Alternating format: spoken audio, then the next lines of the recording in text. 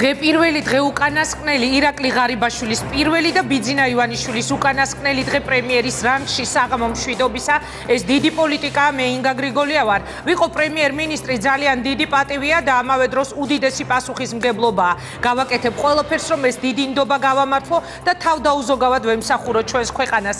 აცხადებს საქართველოს ახალი პრემიერ-მინისტრი. დღეს დიდ პოლიტიკაში ახალი სამთავრობო პროგრამისა და ახალი პრემიერ-მინისტრის მთავარ გზავნილებს ჩვენ სტუმრებთან ერთად შევაჯამებთ. ზვიად ძიძიგურთან, ლევან ბეჟაშვილთან, ხათუნა ოჩიაურთან, თამარ ჩუგოშვილთან, დავით ზურაბიშვილთან, ხატია დეკანოიძესთან, ლევან ალაფიშვილთან და მამუკა არიშიძესთან ერთად.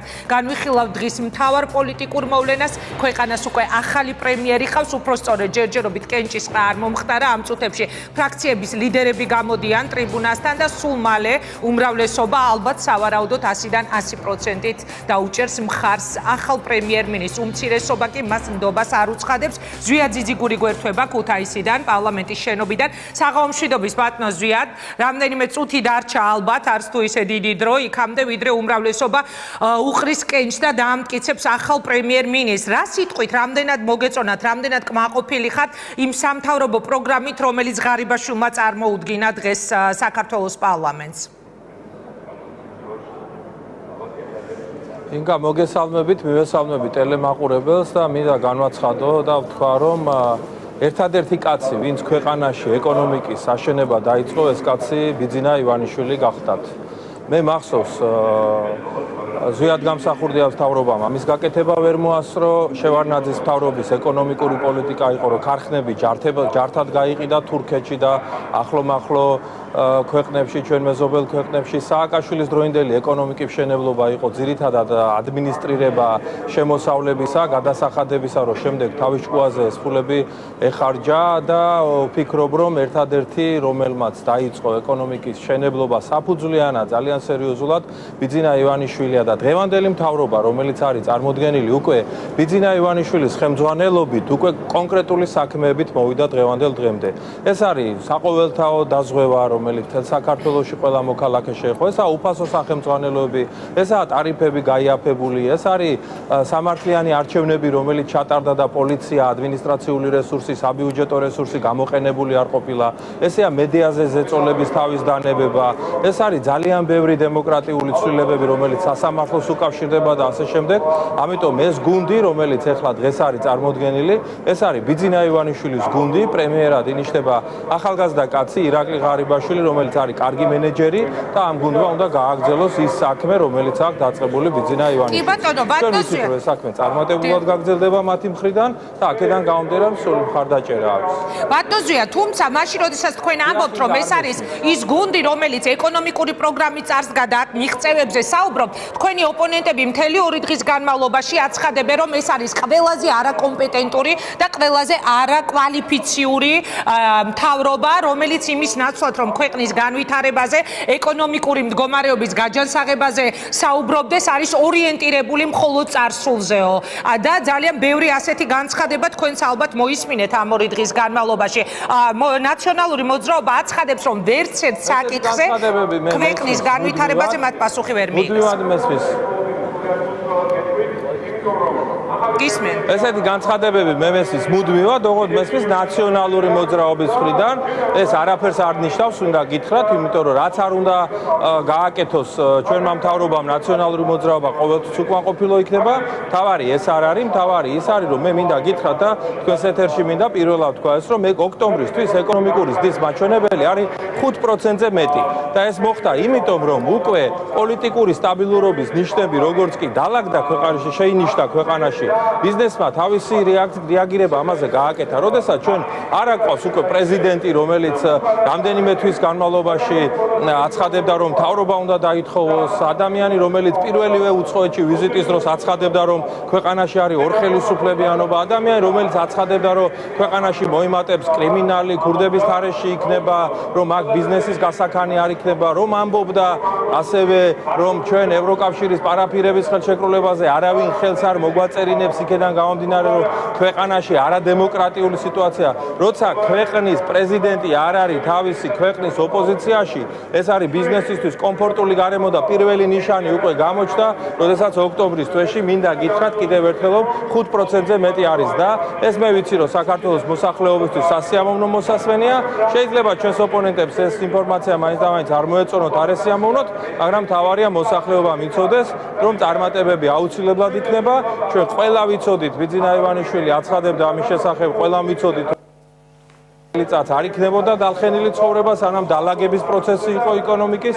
2014-ში იქნება უკეთესი მდგომარეობა ეკონომიკური განვითარების თვალსაზრისით, 15-ში უფრო უკეთესი და 16 წელს იქნება უკვე ძალიან სერიოზული და კარგი ეკონომიკური მაჩვენებლები. კი ბატონო, მე ვიცი რომ თქვენ გეჩქარებათ კენჭისყრაში უნდა მიიღოთ მონაწილეობა, ამიტომ ორ კითხვას დაგისვავთ და დაგემშვიდობებით. აქედან ერთი, თუ შეგიძლიათ დამიკონკრეტოთ, ეხლა როდესაც თქვენს მიღწევებზე საუბრობდით, ახსენეთ გაიაფებული ტარიფები. რომელ ტარიფებს გულისხმობდით და რა გაიაფებულ ტარიფებს? ხმაურია ამ ფოიეში ძალიან სერიოზული. ჩემი ხმა თუ არ გესმით, ესე იგი ძალიან მძიმედ ყოფილა საქმე მან ხმაურის თვალსაზრისით. კარგით, გავიმეორებ, რა გაიაფებულ ტარიფებზე საუბრობდით?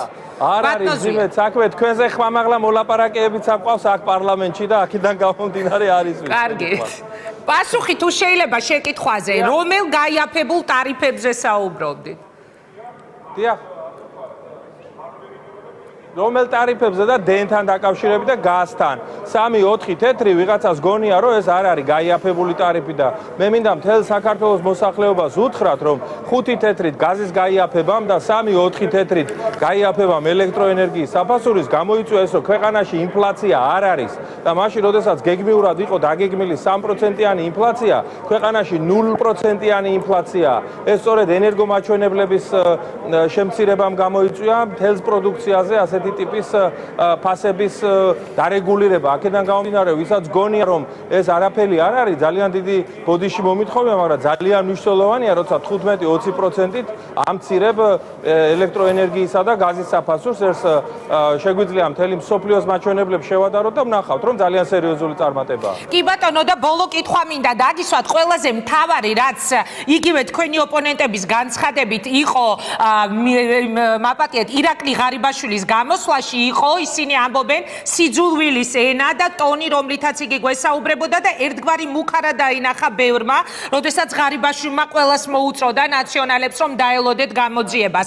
დღეს მანანა კობახიძემ პარლამენტის ვიცე-სპიკერმა ასეთი რამ მოუწოდა ღარიბაშვილს. ბატონო ირაკლი, ყველა ჩვენგანის ღირსების, თქვენი მთავრობის, საზოგადოების ღირსების საკითხია ყველა ადამიანმა, ვინც რეჟიმს ქმნიდა, პასუხი აგოს სამართლიანი სასამართლოს წინაშე. ანუ ვარაუდი იმის შესახებ, რომ ღარიბაშვილის გაპრემიერებისთანავე სამართლიანობის აღდგენის სახელით შეიძლება დაიწყოს ძველი ხელისუფლების დაჭერები, შეიძლება თუ არა კობახიძის ამ გამოსვლით და თუნდაც ირაკლი ღარიბაშვილის გუშინდელი გამოსვლით კიდევ უფრო მყარდება. მე ინგა გეტყვით, რომ სამართლიანობის აღდგენაა, როდესაც მე ვიცი უკვე და საქართველოს მოქალაქეებმა, რომ ჩვენ ტელეფონით არავინ არ გვისმენს. როდესაც ბიზნესმენებმა იციან, რომ მათ წილებში არავინ არ ჩაუჯდებათ. როდესაც პოლიტიკურმა პარტიებმა იციან, რომ ადმინისტრაციულ რესურსს ხელისუფლება არ იყენებს და არ იყენებს ამავე დროს საბიუჯეტო რესურსებს. ეს სამართლიანობის აღდგენაა მნიშვნელოვანი წილად. რაც შეეხება იმას, რომ ვისაც დანაშაული აქვს ჩადენილი, მან კანონის წინაშე პასუხი უნდა აგოს, ეს არის ჩვეულებრივი ქრესტომატია სამართლებრივ სამყაროში. აქედან გამომდინარე, მე ვფიქრობ, რომ რაიმე იმას, რა ქვია, კუდიანებზე დევნის გამოცხადებას ჩვენ არ ვაპირებთ არავითარს, მაგრამ რა თქმა უნდა, ვისაც კანონთან, სისხლის სამართლის კოდექსთან პრობლემები აქვს, კანონის და ამ ადამიანის ურთიერთობა უნდა დაარეგულიროს კანონმდებლობამ. ამაზე უბრალოდ მეორე აზრი არ არსებობს. დიდი მადლობა, წარმატებას გისურვებთ, ალბათ უკვე დაიწყება კენჭისყრა ძალიან მალე, დაგემშვიდობებით. წარმატებებს გისურვებთ, წარმატებულ ეთერს გისურვებთ. თქვენ რომ მიიღეთ მონაწილეობა გადაცემაში, რამდენიმე წუთში ჩაგვერთვება უკვე ნაციონალური მოძრაობიდან ლევან ბეჟაშვილი, რომელსაც დღეს ირაკლი ღარიბაშვილმა მეხსიერების გასავარჯიშებელი კითხვა დაუსვა, როგორც თვითონ აღნიშნა. მანამდე მე მინდა სტუდიაში მივესალმოთ ჩვენ სტუმრებს, ძალიან დიდი მადლობა რომ მიიღებთ მონაწილეობას გადაცემაში. მინდა თქვენთან ერთად შევაფასოთ, ჩვენ გვექნება ასევე ჩართვები თამარ ჩუგოშვილის და ხათუნა ოჩიაურის, რომელიც ამბობს, რომ ეს იყო ზიზღის ენა, სიძულვილის ენა, რომელიც მან მოისმინა ირაკლი ღარიბაშვილისგან. მანამდე მინდა რომ თქვენი პირველი შეფასებები გთხოვოთ პრემიერის გუშინდელი და დღევანდელი გამოსვლები. როგორ შეაფასებთ, რა იყო მოგეწონათ, არ მოგეწონათ და რა იყო ეს გამოსვლა თქვენთვის? რა იყო ყველაზე მნიშვნელოვანი ამ გამოსვლაში? ბატონო ლევან, დავიწყო. მოგესალმებით. იმის გათვალისწინებით, რომ წინასწარაც იყო განცხადებული სამთავრობო პროგრამა არ შეცვლილა, გუნდიც არ შეცვლილა, ეს განცხადებული იყო. დიახ. მოლოდინი პირადად გუშინდელი დღისადმი ჩემი არ ყოფილა, რომ საგნობრივი მსჯელობა იქნებოდა. საპარლამენტო უმცირესობის პოლიტიკური გამოცდილების გათვალისწინებით ველოდი, რომ იქნებოდა მცდელობა პოლიტიკური ქულების მოპოვების. აი, ამ ყველაფერს თუ შევაჯამებთ, შემიძლია გუშინდელ დღეს, ეს ვთქვი კიდეც უკვე, უწოდო ერთი დიდი პოლიტიკური შოუ, რომელშიც იყო მცდელობა წარმმართველი ყოფილიყო საპარლამენტო უმცირესობა. შემდგომ პრემიერობის კანდიდატმა თქვა, რომ მე ამისთვის მზად ვიყავი, თუ ამას დაუმატებთ ამ ყველაფერსაც ვისაუბრე, გამოდის რომ ასე ვთქვათ, ირაკლი ღარიბაშვილმა სცადა წარმმართველი ყოფილიყო, მთავარ როლში ყოფილიყო თვითონ ამ სპექტაკლში და არა საპარლამენტო უმცირესობა. სულ ეს იყო, რაც ასე ვთქვათ, შემიძლია უწოდო გუშინდელ დღეს ორნაწილიანი სპექტაკლი, ორი განსხვავებული ასე კი ბატონო, კარგი, ხატიას მოусმენ, თითოეულ თქვენგანს მინდა გთხოვოთ ესეთი მოკლე შეფასება და უკვე შემდეგ გადავალთ ქუთაისზე და ლევან ბეჟაშვილის ჩართვა გვექნება. ქალბატონო ხატია, თქვენ როგორ შეაფასებთ ამ ორდღიან საპარლამენტო გამოსვლებს, სამთავრობო პროგრამა, რომელიც წარმოადგინა პრემიერ-მინისტრმა ღარიბაშვილმა? შეიძლება უკვე დღეს ესე ვთქვათ, იმიტომ რომ რამდენიმე წუთში ის გახდება ოფიციალურად პრემიერი. დიახ. პირველ რიგში მინდა მადლობა მოგახსენოთ ისა სტუდიაში მოწვევისთვის, მე და ბატონ დათოს დაგვებდა ერთად სტუდიაში. ბევრჯერ მოგიწევთ. და მინდა გითხრათ, რომ სამწუხაროდ მე არ მქონდა წტომა ქართულ საინფორმაციო არხებთან და ინფორმაციასთან ზოგადად არ მისმენია პირდაპირ ეთერში პრემიერ-მინისტრისთვის, არ ვიმყოფებოდი საქართველოში, მაგრამ წავიკითხე ყველაფერი, მოусმინე უკვე მე შემდეგ ინტერნეტში და ჩემი შთაბეჭდილება არის შემდეგი. ირაკლი ღარიბაშვილი იყო ძალიან ზედაპირული. აბსოლუტურად ყველა სფეროში, ყველა მიმართულებით, ეხლა მე არ დაუბრუნდები იმ უკვე ძალიან პოპულარულ თემას, რომ მან არ იცის ეკონომიკური საკითხები და არ იყო მომზადებული როგორც ქვეყნის მომავალი პრემიერ-მინისტრი, რომელსაც რასაკვირველი აუცილებლად დაამტკიცებენ ალბათ პარლამენტში. მას საკმარისე მეტი დრო ჰქონდა, იმიტომ რომ უკვე რამდენიმე კვირაა რაც გამოაცხადა ბატონმა ბიძინა ივანიშვილმა, რომ ირაკლი ღარიბაშვილი იქნებოდა კანდიდატი მომავალი პრემიერობის და მას საკმარისე მეტი დრო ჰქონდა იმისთვის, რომ თავის მომავალ ეკონომიკურ გუნდთან გაეზიარებინა ეს სწავლა, იმიტომ რომ რასაკვირველია მას ძალიან ცოტა პოლიტიკური გამოცდილება აქვს და ძირითადი მიკრო და მაკროეკონომიკური მაჩვენებლებს გასცნებოდა ქვეყნის. იგი იყო ძალიან ზედაპირული, პირველ რიგში მინდა ეს ვთქვა, აბსოლუტურად ყველა მიმართულებით, ესე იგი, აი, თუნდაც გვერდიდან როცა უყურებდი ამას და ვკითხულობდი უკვე მოგვიანებით და თუ გახსოვთ ქალბატონო იგა, მე თქვენთან წინა ეთერში ვთქვი, რომ ახალგაზრდა ადამიანია, სულ რაღაც 31 წლის და შესაძლებელია მან რაღაც ახალი ტენდენციები და სხვა რაღაც სიმაღლეები დაამკვიდროს ქართულ პოლიტიკაში. სამწუხაროდ შევწდი იმიტომ რომ ირაკლი ღარიბაშვილს ჰქონდა ძალიან დიდი შანსი საქართველოს პარლამენტში, მისულიყო თვისობრივად სხვა ადამიანი, არ ესაუბრა მას იმ ენით, რომელმაც ხშირ შემთხვევაში გამოიწვია არა მარტო უმცირესობის გაღიზიანება, არამედ ეს მუდმივი თითის გაშვერა უკვე ნაციონალური მოძრაობისკენ ხშირად უკვე გამაღიზიანებელიც არის, არა მარტო თქვათ უმცირესობისთვის და ჩემთვის, არამედ ძალიან ბევრი ადამიანისთვის. ამიტომ ეს შანსი ჩემი აზრით მან დაკარგა, რომ თვისობრივად ყოფილიყო სხვა და ახალი ახალგაზრდა პოლიტიკოსი. რომ იგი განაგრძობს ბიძინა ივანიშვილის პოლიტიკას. ეხლა ის რომ იგი მადლობებს უხდის ბიძინა ივანიშვილს, ეს რასაკვირველია, არავისთვის საიდუმლო არ არის, ვინაიდან რომ არა ბიძინა ივანიშვილი, არც ირაკლი ღარიბაშვილი ვერ შედგებოდა როგორც პოლიტიკოსი. დიდი მადლობა ხატია ბატონო დათო და ბატონო ამუკა და უკვე ვთავთ ქუთაისს, გისმენთ. მოდი ასე ვთქვათ, იცით მე ძირითადად ვეთანხმები ლევას რაც ლევანმა თქვა, იმიტომ რომ ეს მართლაც და ეხლა კი შეიძლება ბევრი რაღაცაც თქვა, რაღაცა მოგეწონოს, რაღაცა მოგეწონოს მის დათქვაში. ზედაპირული მოგეჩვენათ, როგორც ქალბატონმა. მე ზედაპირულს ვერ დავეთანხმები, იმიტომ რომ პრემიერ-მინისტრს არ მოეთხოვება, რომ ძალიან ეხლა დეტალურად იყოს გარკვეული ყველა ფერში, მათ შორის ეკონომიკაში, რაღაც დონეზე ისა თქმა უნდა არის გარკვეული და უნდა იყოს კიდეც და იმიტომაც ხელმძღვანელობს კაბინეტს და იმიტომ ხავს ფინანსთა მინისტრი, ეკონომიკის მინისტრი, რომ რაღაცა ისეთი ძალიან სპეციფიკური საკითხი როა და შეიძლება ასეთ სპეციფიკური საკითხზე დაუსვან მას კითხვები და იქვე როცა ყავს მინისტრი, სწორედ დაეკითხოს მინისტრს. ამაში სწორედაც რომ ვერ ხედავ პრობლემას. პრობლემას მე ერთადერთი რაში და ვხედავ უფრო ის, რომ იქ წამომწყები, ასე ვთქვათ, აი ამ გამწვავების და ასე მწვავე ერთობის იყოს სწორედ უძირესობა.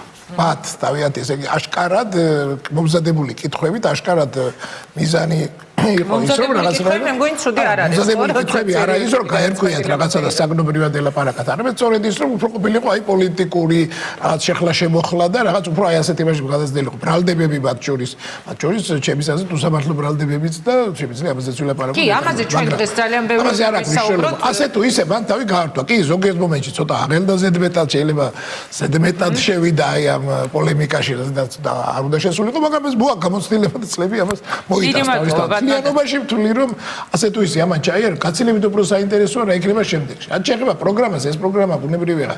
პრინციპში ეს იგივე პროგრამაა, რაც იყო და სხვანაირად ვერც იქნება, იმიტომ რომ აქ გრძელდება ის თავრობა, ისე გრძელდება ის კურსი და პროგრამას და ის განაცხადიც და ის ამოცანებიც რაც იყო ქართული ოცნების წინაშე შარშანი, ის არის ეხლაც. დიდი მადლობა ბატონო მამუკა, შეაფასეთ გუშინდელი და დღევანდელი დღე.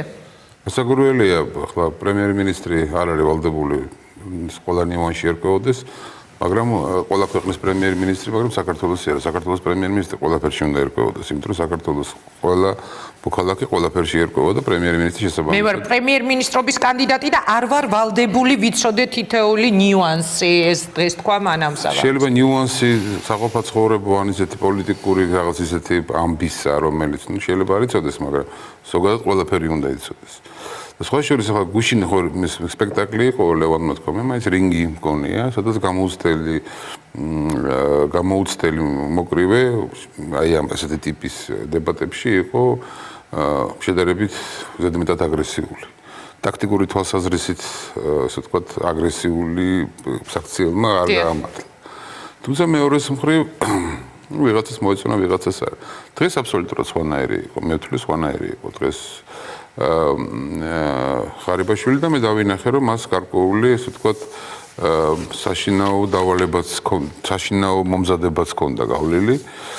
მაგრამ მე ერთი რამ მინდა გითხრათ, საბოლოო ჯამში მე მაინც ვფიქრობ რომ ერთი თვის მერე ეს სხვანაირი პიროვნება იქნება. მას კარგად ვიცნობ პირადად და ვიცი რომ ზრდის პოტენციალი აქვს. ახლა ადამიანი მოდი ესე ვთქვათ რომ პრაქტიკულად ბიჭი რომელიც მოქცეული იყო ბიჭი და ვარ მე არ მეშარშემეშალა მოქცეული იყო გარკვეულ ჩარჩოში წლების განმავლობაში და მას კონკრეტულ ადამიანებთან უხდებოდა მხოლოდ მუშაობა და ძალიან ისეთი სწრაფი ერთ წლის განმავლობაში სწრაფი კარიერა სწრაფი გზა გაიარა. ბევრი რამ მისთვის ახალი ხილი იყო ბუნებრივია, მაგრამ ალყო-აუღოდა. ხა ჩემთვის ძალიან მნიშვნელოვანი იყო ის, რომ მეხუთე კოლონის არსებობის პირობებში, რომელიც მის წყებაშია, მან შეძლო სისტემის შენარჩუნებას და გარდა ამისა, ასე ვთქვათ, კრიმინალის გაქანებას ხო, არ დაუშვა. ამიტომ მე ვფიქრობ, რომ მას პერსპექტივა აქვს. ახლა მე ვერ გეტყვით, რომ ისე აღფრთოვანებული ვარ, გუშინდელი გამოსვლით, რომ და ეს რა ვნახეო. მაგრამ მე რადგან ვიცი, ასე ვთქვათ, შემიძლია ვთქვა, რომ ვიცი როგორი პიროვნებაც არის, როგორი პერსპექტივაც აქვს, ამიტომ ვთვლი, რომ ერთი თვის მერე აბსოლუტურად სხვანაირი იქნება ასეთი ტიპის შეხვედრები. მე მგონი მე-13 იყო საერთოდ ამ შენობაში, პარლამენტის შენობაში და ეხლა მე რომელიც ძალიან დიდი გამოცდილება მაქვს, მეც კი ქუთაისის პარლამენტში რომ მივედი პირველად, მანამდე რო გითხრათ ხო. და ხეს არ არის თავარი. ასე თუ ისე საბოლოო ჯამში შემიძლია გითხრათ, რომ მე არა ვარ უკმაყოფილო მისი გამოსვლით. მაგრამ არის უკმაყოფილო ნაციონალური მოძრაობა, რომელიც აცხადებს, რომ ეს არის ერთ-ერთი ყველაზე არაკომპეტენტური და არაკვალიფიციური მთავრობა. ლევან ბეჟაშვილი ნაციონალური მოძრაობის ერთ-ერთი ლიდერი გვერდება ქუთაისიდან პირდაპირ ეთერში. დიდი მადლობა ბატონო ლევან, რომ მიიღებთ მონაწილეობას გადაცემაში. მე მინდა გთხოვოთ შეფასება ამ ორდღიანი გამოსვლების რაც შეეხება პრემიერ-მინისტრობის კანდიდატის გამოსვლებს და მის მთავარ გზავნილებს. რატომ მიიჩნევთ, რომ ის იყო არაკომპეტენტური და ის იყო არაკვალიფიციური? მოგესალმებით ინგა, მივესალმებით თქვენს ტელემაყურებელს. მადლობა რომ მომეც საშუალება თქვენ გადაცემაში ჩართვის. რაც შეეხება კონკრეტულ გადაცემის თემას, შეიძლება ითქვას, რომ ამ ორდღიანი დებატების დროს ჩვენში პირველი რეაქცია იყო გაკვირვებისა, იმდენად რამდენადაც პრემიერ-მინისტრობის კანდიდატისგან ველოდით უფრო მეტ პოზიტივს და თანამშრომლობისკენ გამოწვეულ ხელს და არა ის იმ აგრესიას, იმ რიტორიკას, რომელიც ჩვენ ბოლო ერთ წლის განმავლობაში გვესმის. იმიტომ რომ ბატონ ირაკლი ღარიბაშვილი საკმაოდ დიდი გამოწვევები აქვს და მის მთავრობის შემადგენლობას მიმდინარე ეტაპზე, იმდენად რამდენადაც საკმაოდ ძიმე მემკვიდრეობა მიიღო ბოლო ერთი წლის განმავლობაში დარჩა ამ მთავრობად მემკვიდრეობის სახით. თქვენ იცით, რომ 1 ოქტომბერს, როცა ხელისუფლების გადაბარების პროცესი დაიწყო, ახალ მთავრობის შემადგენლობას ხაზინაში ჰქონდა სხვადასხვა ანგარიშებზე 2 მილიარდ ნახევარი ლარი განსაკარგავად მაღალპროცენტიანი ეკონომიკური და დაახლოებით 6%-იანი ეკონომიკური ზრდით დავამთავრეთ ჩვენ წინაწელი და საკმაოდ ბევრი, ასე ვთქვათ, პროგრესული ინიციატივა, რომელიც იმ დროისათვის უკვე გამზადებული იყო სხვადასხვა სამინისტროებში. ჩვენ ერთი წლის თავზე ვხედავთ აბსოლუტურად დეზორგანიზებულ, დეზორიენტირებულ საგარეო პოლიტიკას. მთელი წლის განმავლობაში სხვადასხვა განცხადებები კეთდებოდა ხან ევროკავშირ ნატოს მიმართულებით, ხან ევრაზიულ კავშირთან მიმართულებით და ამან დეზორიენტაცია გამოიწვია როგორც ჩვენ საგარეო პარტნიორებში, ასევე ინვესტორებში და ამან თავისი კვალი დაათხო ქართული ეკონომიკის განვითარებას. ამ ერთ წლის განმავლობაში მძიმე მემკვიდრეობის სახით ახალმა მთავრობის შემადგენლობამ უნდა მიიღოს ის, რომ 700 მილიონიანი გარღვევა აქვთ ბიუჯეტში შემოსავლების მხრივ და ეს ამოსაქაჩი იქნება მომავალი წლისათვის და მომავალ წელს უკვე ბიუჯეტის პროექტი გათვალისწინებული არის დამატებით 400 მილიონიანი მაღალპროცენტიანი კრედიტის აღება. ანუ ეკონომიკა პრაქტიკულად გაჩერების პირსაა და უკვე როგორც საერთაშორისო ინსტიტუტები პროგნოზირებენ, მხოლოდ 2.5%-იანი ზრდა იქნება წელს ეკონომიკაში. თუმცა ძიძიგურმა თქვა, რომ ოქტომბერში უკვე 5%-იანი დაფიქსირდა ეკონომიკური მაჩვენებელი. დიახ, 4.4%-იანი ეკონომიკური ზრდა დაფიქსირდა მხოლოდ წინა წლის ოქტომბერთან მიმართებაში, იმდენად რამდენადაც წინა წლის ოქტომბერში ხდებოდა ხელისუფლების გადაბარება და ყველაზე მძიმე ფისკალური თვე იყო 2012 წლის განმავლობაში. თუმცა ეს აბოლოსურად არ ცვლის. ჩვენ სამწუხაროდ და ვაღიაროთ და ეს უკვე საფინანსო საბიუჯეტო კომიტეტის თავმჯდომარემაც აღიარა, რომ წელს ჩვენ სახელმწიფო 700 მილიონიანი შემოსავლების გარღვევით დაამთავრეს და ბუნებრივ ეს აისახება იმ ინფრასტრუქტურულ პროექტებზე, იმ სოციალურ ვალდებულებებზე, რომელიც ახალ მთავრობას აღებული აქვს მოსახლეობის წინაშე. ამიტომ მთელი ამ ასევე მძიმე ფონად შეიძლება აღიქვას ის შიდა პოლიტიკური ვითარება, დაძაბული პოლიტიკური ვითარება, რომელიც ბოლო ერთი წლის განმავლობაში სუფევდა, ეს ზიზღის რიტორიკა ოპონენტების მიმართ და ასე შემდეგ. ბუნებრივია, ამან თავისი გავლენა იქონია ეკონომიკურ მაჩვენებლებზე, ამიტომ ჩვენ ახალი პრემიერ-მინისტრობის კანდიდატისგან ველოდით უფრო მეტ პოზიტივს, უფრო გამოწვეულ ხელს იმისათვის, რომ ერთხელ და სამუდამოდ პოლიტიკური სპექტრი ოპოზიცია ექნება თუ უმრავლესობა დააჯდეს და დაიწყოს არა ფიქრი, არა პირად ბრალდებებზე და ურთიერთკიკლაობაზე, არამედ ქვეყნის მდგომარეობიდან გამოსვლა. მაგრამ პოზიტივზე როდესაც საუბრობთ, ბატონ ლევან, მოდით ჩაგეკითხებით თქვენი ნებართვით. საწელი ვანგრევდით ქვეყანას ყველაფერში ნაციონალების დანაშაულებას, არამედ მოსახლეობა ელის იმას, რომ ჩვენ ერთხელ და სამუდამოდ ქვეყნის განვითარების ძირითად მიმართულებებზე მივახცევთ შეთანხმებას და შევძლებთ, რომ ჩვენი გამოცდილება გაუზიაროთ ახალ მთავრობას და შევეცადოთ ქვეყნის მდგომარეობიდან გამოსვლა. კი ბატონო, მაგრამ ბატონ ლევან, როდესაც თქვენ საუბრობთ, რომ უფრო მეტ პოზიტივს ელოდით პრემიერ-მინისტრობის კანდიდატისგან, საკმაოდ აგრესიულად დახვდა ნაციონალური მოძრაობაც. ეხლა ბატონი დათო ზურაბიშვილიც ამ წუთას სტუდიაში სწორედ ამაზე ლაპარაკობდა, საგანგებოდ მომზადებული იმისთვის, რომ ეს ყოფილიყო დიდი პოლიტიკური ერთგვარი დაპირისპირება პრემიერთან. ანუ მან გაქცათ გუშინ პასუხი, რომ ნაციონალურ მოძრაობას არ აქვს უფლება, რომ ილაპარაკოს ამ ტონში.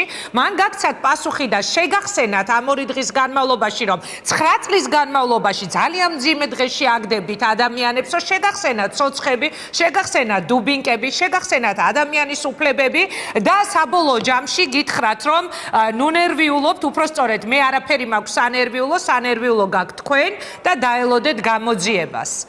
ეს ყველაფერი რა შეფასებას აკეთებთ თქვენ პირადად, რა იყო? დაინახეთ ამაში მუქარა, რომ როგორც კი ის გაპრემიერდება ოფიციალურად, შესაძლებელია მართლა დაიწყოს ყოფილი მაღალჩინოსნების წინააღმდეგ სამართლებრივი პასუხისმგებლობების საკითხის დაყენება, თუ ეს იყო უბრალოდ გზავნილი ამომრჩევლისთვის, ქართული ოცნების ამომრჩევლისთვის, რომ აი ახალი პრემიერი უკვე იმ დაპირებულ სამართლიანობას აუცილებლად მიხედავს. აი რაღაც ესეთი. ამომრჩევლისთვის იყო თუ პირადად თქვენს წინააღმდეგ მუქარა, როგორ ფიქრობთ?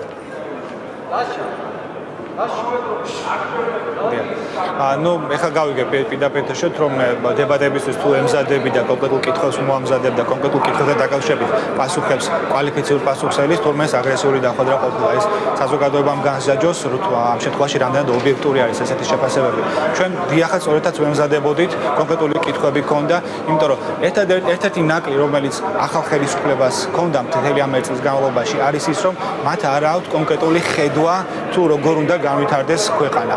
საუბარი მუდმივად აპელირება 9 წლიან პერიოდზე, რომ თურმე ჩვენ ქვეყანას ვანგრევდით და ასე შემდეგ. ხალხი ხო ამას ყველაფერს კარგად ხედავს. 9 წლის განმავლობაში რა იყო პოზიტივი, რა შენდებოდა, რა კეთდებოდა და ამ 9 წლის განმავლობაში რა იყო ნეგატივიც, ხო? ას ვაშავებდით, გზადმეტი სიმკაცრე, საგადასახადო ადმინისტრაციის სიმკაცრე, სისხლის სამართლებრივი კაცრი პოლიტიკა და ასე შემდეგ. ბუნებრივია მოსახლეობა ამას აფასებს, მაგრამ ის რომ ხელისუფლებას დღეს არ აქვს ხედვა, ეს კონკრეტულად აისახებოდა ბოლო 1 წლის განმავლობაში და სამწუხაროდ ჩვენ სამწუხაროდ დავინახეთ, რომ ახალ მთავრობის შემადგენლობასაც არ აქვს კონკრეტულად ჩამოყალიბებული ხედვა თუ როგორ უნდა მოახდინოს ქვეყნის განვითარება, ქვეყნისათვის ქვეყანაში სამოქალაქო თანხმობის მიღწევა, პოლიტიკური თანხმობის მიღწევა და როგორ უნდა შევძლოთ ჩვენ მოსახლეობასთან ერთად პოლიტიკურმა ასპექტმა ქვეყნის წინ წაყვანა. რა პირველი ნაბიჯები არის გადასაქმელი. აი ეს ხედვა ჩვენ ვერ დავინახეთ და ბუნებრივია ეს გვაშფოთებს. ბუნებრივია ბოლო წლების განმავლობაში საკმაოდ მძიმე პერიოდის გავლა მოგვიწია ჩვენ მოსახლეობასთან ერთად, ჰქონდა ბევრი წარმატებები, ბევრი პრობლემები, დანაშაულის თუ ვიმეს დანაშაული აქვს ჩადენილი, ნამდვილად ჩვენ პასუხისმგებლობას არ გაურბივართ და 1 წლის განმავლობაში ხელისუფლებას ჰქონდა საკმაო ბერკეტები იმისათვის, რომ ყველა ესეთი საქმე გამოეძებინა და დამნაშავეები პასუხისმგებაში მიეცა. მაგრამ თავარი ეს არ უნდა იყოს ქვეყანაში. სამწუხაროდ მთელი 1 წლის განმავლობაში თავარი პოლიტიკური თემა, პოლიტიკური ნიუსი იყო, ვის დაიჭერდნენ, ვის მომავალში ვის დაიჭერნენ, ვინ მეცებოდა პასუხისმგებაში და ასე შემდეგ. არადა შეგახსენებთ, რომ ვარდების რევოლუციის შემდეგ სწორედ ასევე იყო მთავარი თემა სატელევიზიო დაჭერები პირდაპირ ეთერში, ასე რომ მე მგონი ეს არ უნდა გაკვირვებოდა ნაციონალური მოძრაობის არც ერთ წარმომადგენელს და მეთანხმეთ. მთელი პირველი ეტაპი უკავშირდებოდა ყოფილი ჩინოსნების დაჭერას. ხო, ეხლა შეიძლება წამოვაძახოთ ერთმანეთს, თქვათ, თქვენ უარესები იყავით, თქვენ უკეთესები იყავით და ასე შემდეგ, მაგრამ თავარი რა იყო იმ 9 წლის განმავლობაში ტარდებოდა მკაცრი სისხლის სამართლებრივი პოლიტიკა, რამაც ხშირ შემთხვევაში გარკვეულ პირველ ეტაპზე შეიძლება გამართლებული იყო, მაგრამ საბოლოო ჯამში ბოლო ეტაპზე უკვე ამან ცუდი ხასიათი მიიღო და ბუნებრივია, იმიტომაც გადავინაცვლეთ ჩვენ ოპოზიციაში, მაგრამ იმავდროულად ხდებოდა პოზიტიური, ბევრი პოზიტივი, ხო? ეკონომიკა ვითარდებოდა, აღშენებლობა მინდიოდა, ინფრასტრუქტურული პროექტები ხორციელდებოდა. აქაც ახალმა მთავრობამ ბუნებრივია სამართლიანობის აღდგენისათვის უნდა იზრუნოს, ბუნებრივია უნდა იზრუნოს იმისათვის, რომ სისხლის სამართლებრივი პასუხისმგებაში მიეცენ ხო დამნაშავე პირები, მაგრამ იმავდროულად, როგორც ჩვენ ვაკეთებდით, უნდა იზრუნოს ეკონომიკის განვითარებაზე, ბიზნესისათვის უფრო მეტი თავისუფლების მიცემისთვის ჩვენ თავაზობდით, რომ მოგვეხდინა ამნისტირება საგადასახადო, მოგვეხდინა მეტი თავისუფლება და რეგულაციები გაგეუქმებინა, ნაცვლადამის ახალი რეგულაციები შემოდის, ახალი გადასახადები დაწესდა და გაიზარდა გადასახადები იგივე აქციზის, სიგარეტთან და სხვა პროდუქტებთან მიმართებაში. ეს ყველაფერი ცუდად მოქმედებს ეკონომიკაზე, საბოლოოდ ცუდად მოქმედებს ჩვენს ოჯახებზე. თითოეულ მოქალაქეზე, იმიტომ რომ გაიზარდა უმუშევართა რაოდენობა სტატისტიკის დეპარტამენტის მონაცემების მიხედვით, სამთავრობო სტრუქტურის მონაცემების მიხედვით, მხოლოდ 42000 სამუშაო ადგილი დაიკარგა პირველი კვარტლის განმავლობაში, შემდგომ ეს პროცესი გრძელდებოდა, კაპიტალური დანახარჯები ინფრასტრუქტურულ პროექტებში შემცირებულია და ამას ხო მოსახლეობა ყოველდღე ხედავს. ამიტომ ამ მთავრობის ამოცანა რა უნდა იყოს? კი ბატონო, სისხლის სამართლებრივი პოლიტიკა გაატაროს და სასჯელი პირები დაისაჯონ, მაგრამ იმავდროულად უნდა იზრუნოს ქვეყნის ეკონომიკის განვითარება. კი ბატონო, თუმცა ნებისმიერი ოპონენტი ეხლა ალბათ ძალიან დიდ დებატებს წარმართავდა თქვენთან და მარტივი შეკითხვა, რომელიც ბუნებრივად ჩდება, რატომ არ გააკეთეთ ეს ყველაფერი, როდესაც 9 წლის განმავლობაში იყავით ხელისუფლებაში. მე მინდა ბოლო კითხვა დაგისვათ, თქვენი მეხსიერების გასაუმჯობესებელი კითხვა ასე უწოდა თავად ირაკლი ღარიბაშვილმა იმ შეკითხვას, რომელიც პირადად თქვენს მიმართ დასვა, რომ კონტროლის პალატის თავმჯდომარე ბრძანდებოდით და ოდესმე თუ გამოგივლენიათ საბიუჯეტო დარღვევა. როდესაც თქვენ ედავები დაუშვათ იმ 650 მილიონიან გარღვევაზე ბიუჯეტზე, ამის sapasუხოდ, ეკონომიკის ვარდნის sapasუხოდ და ასე შემდეგ. რა სიტყვით? როგორც ყოფილი კონტროლის პალატის თავმჯდომარე მეხსიერების გასაუმჯობესებლად დასმულ შეკითხვაზე. და დაგემშვიდობებით. დიახ, მადლობა ინგა შეკვეთქვისათვის.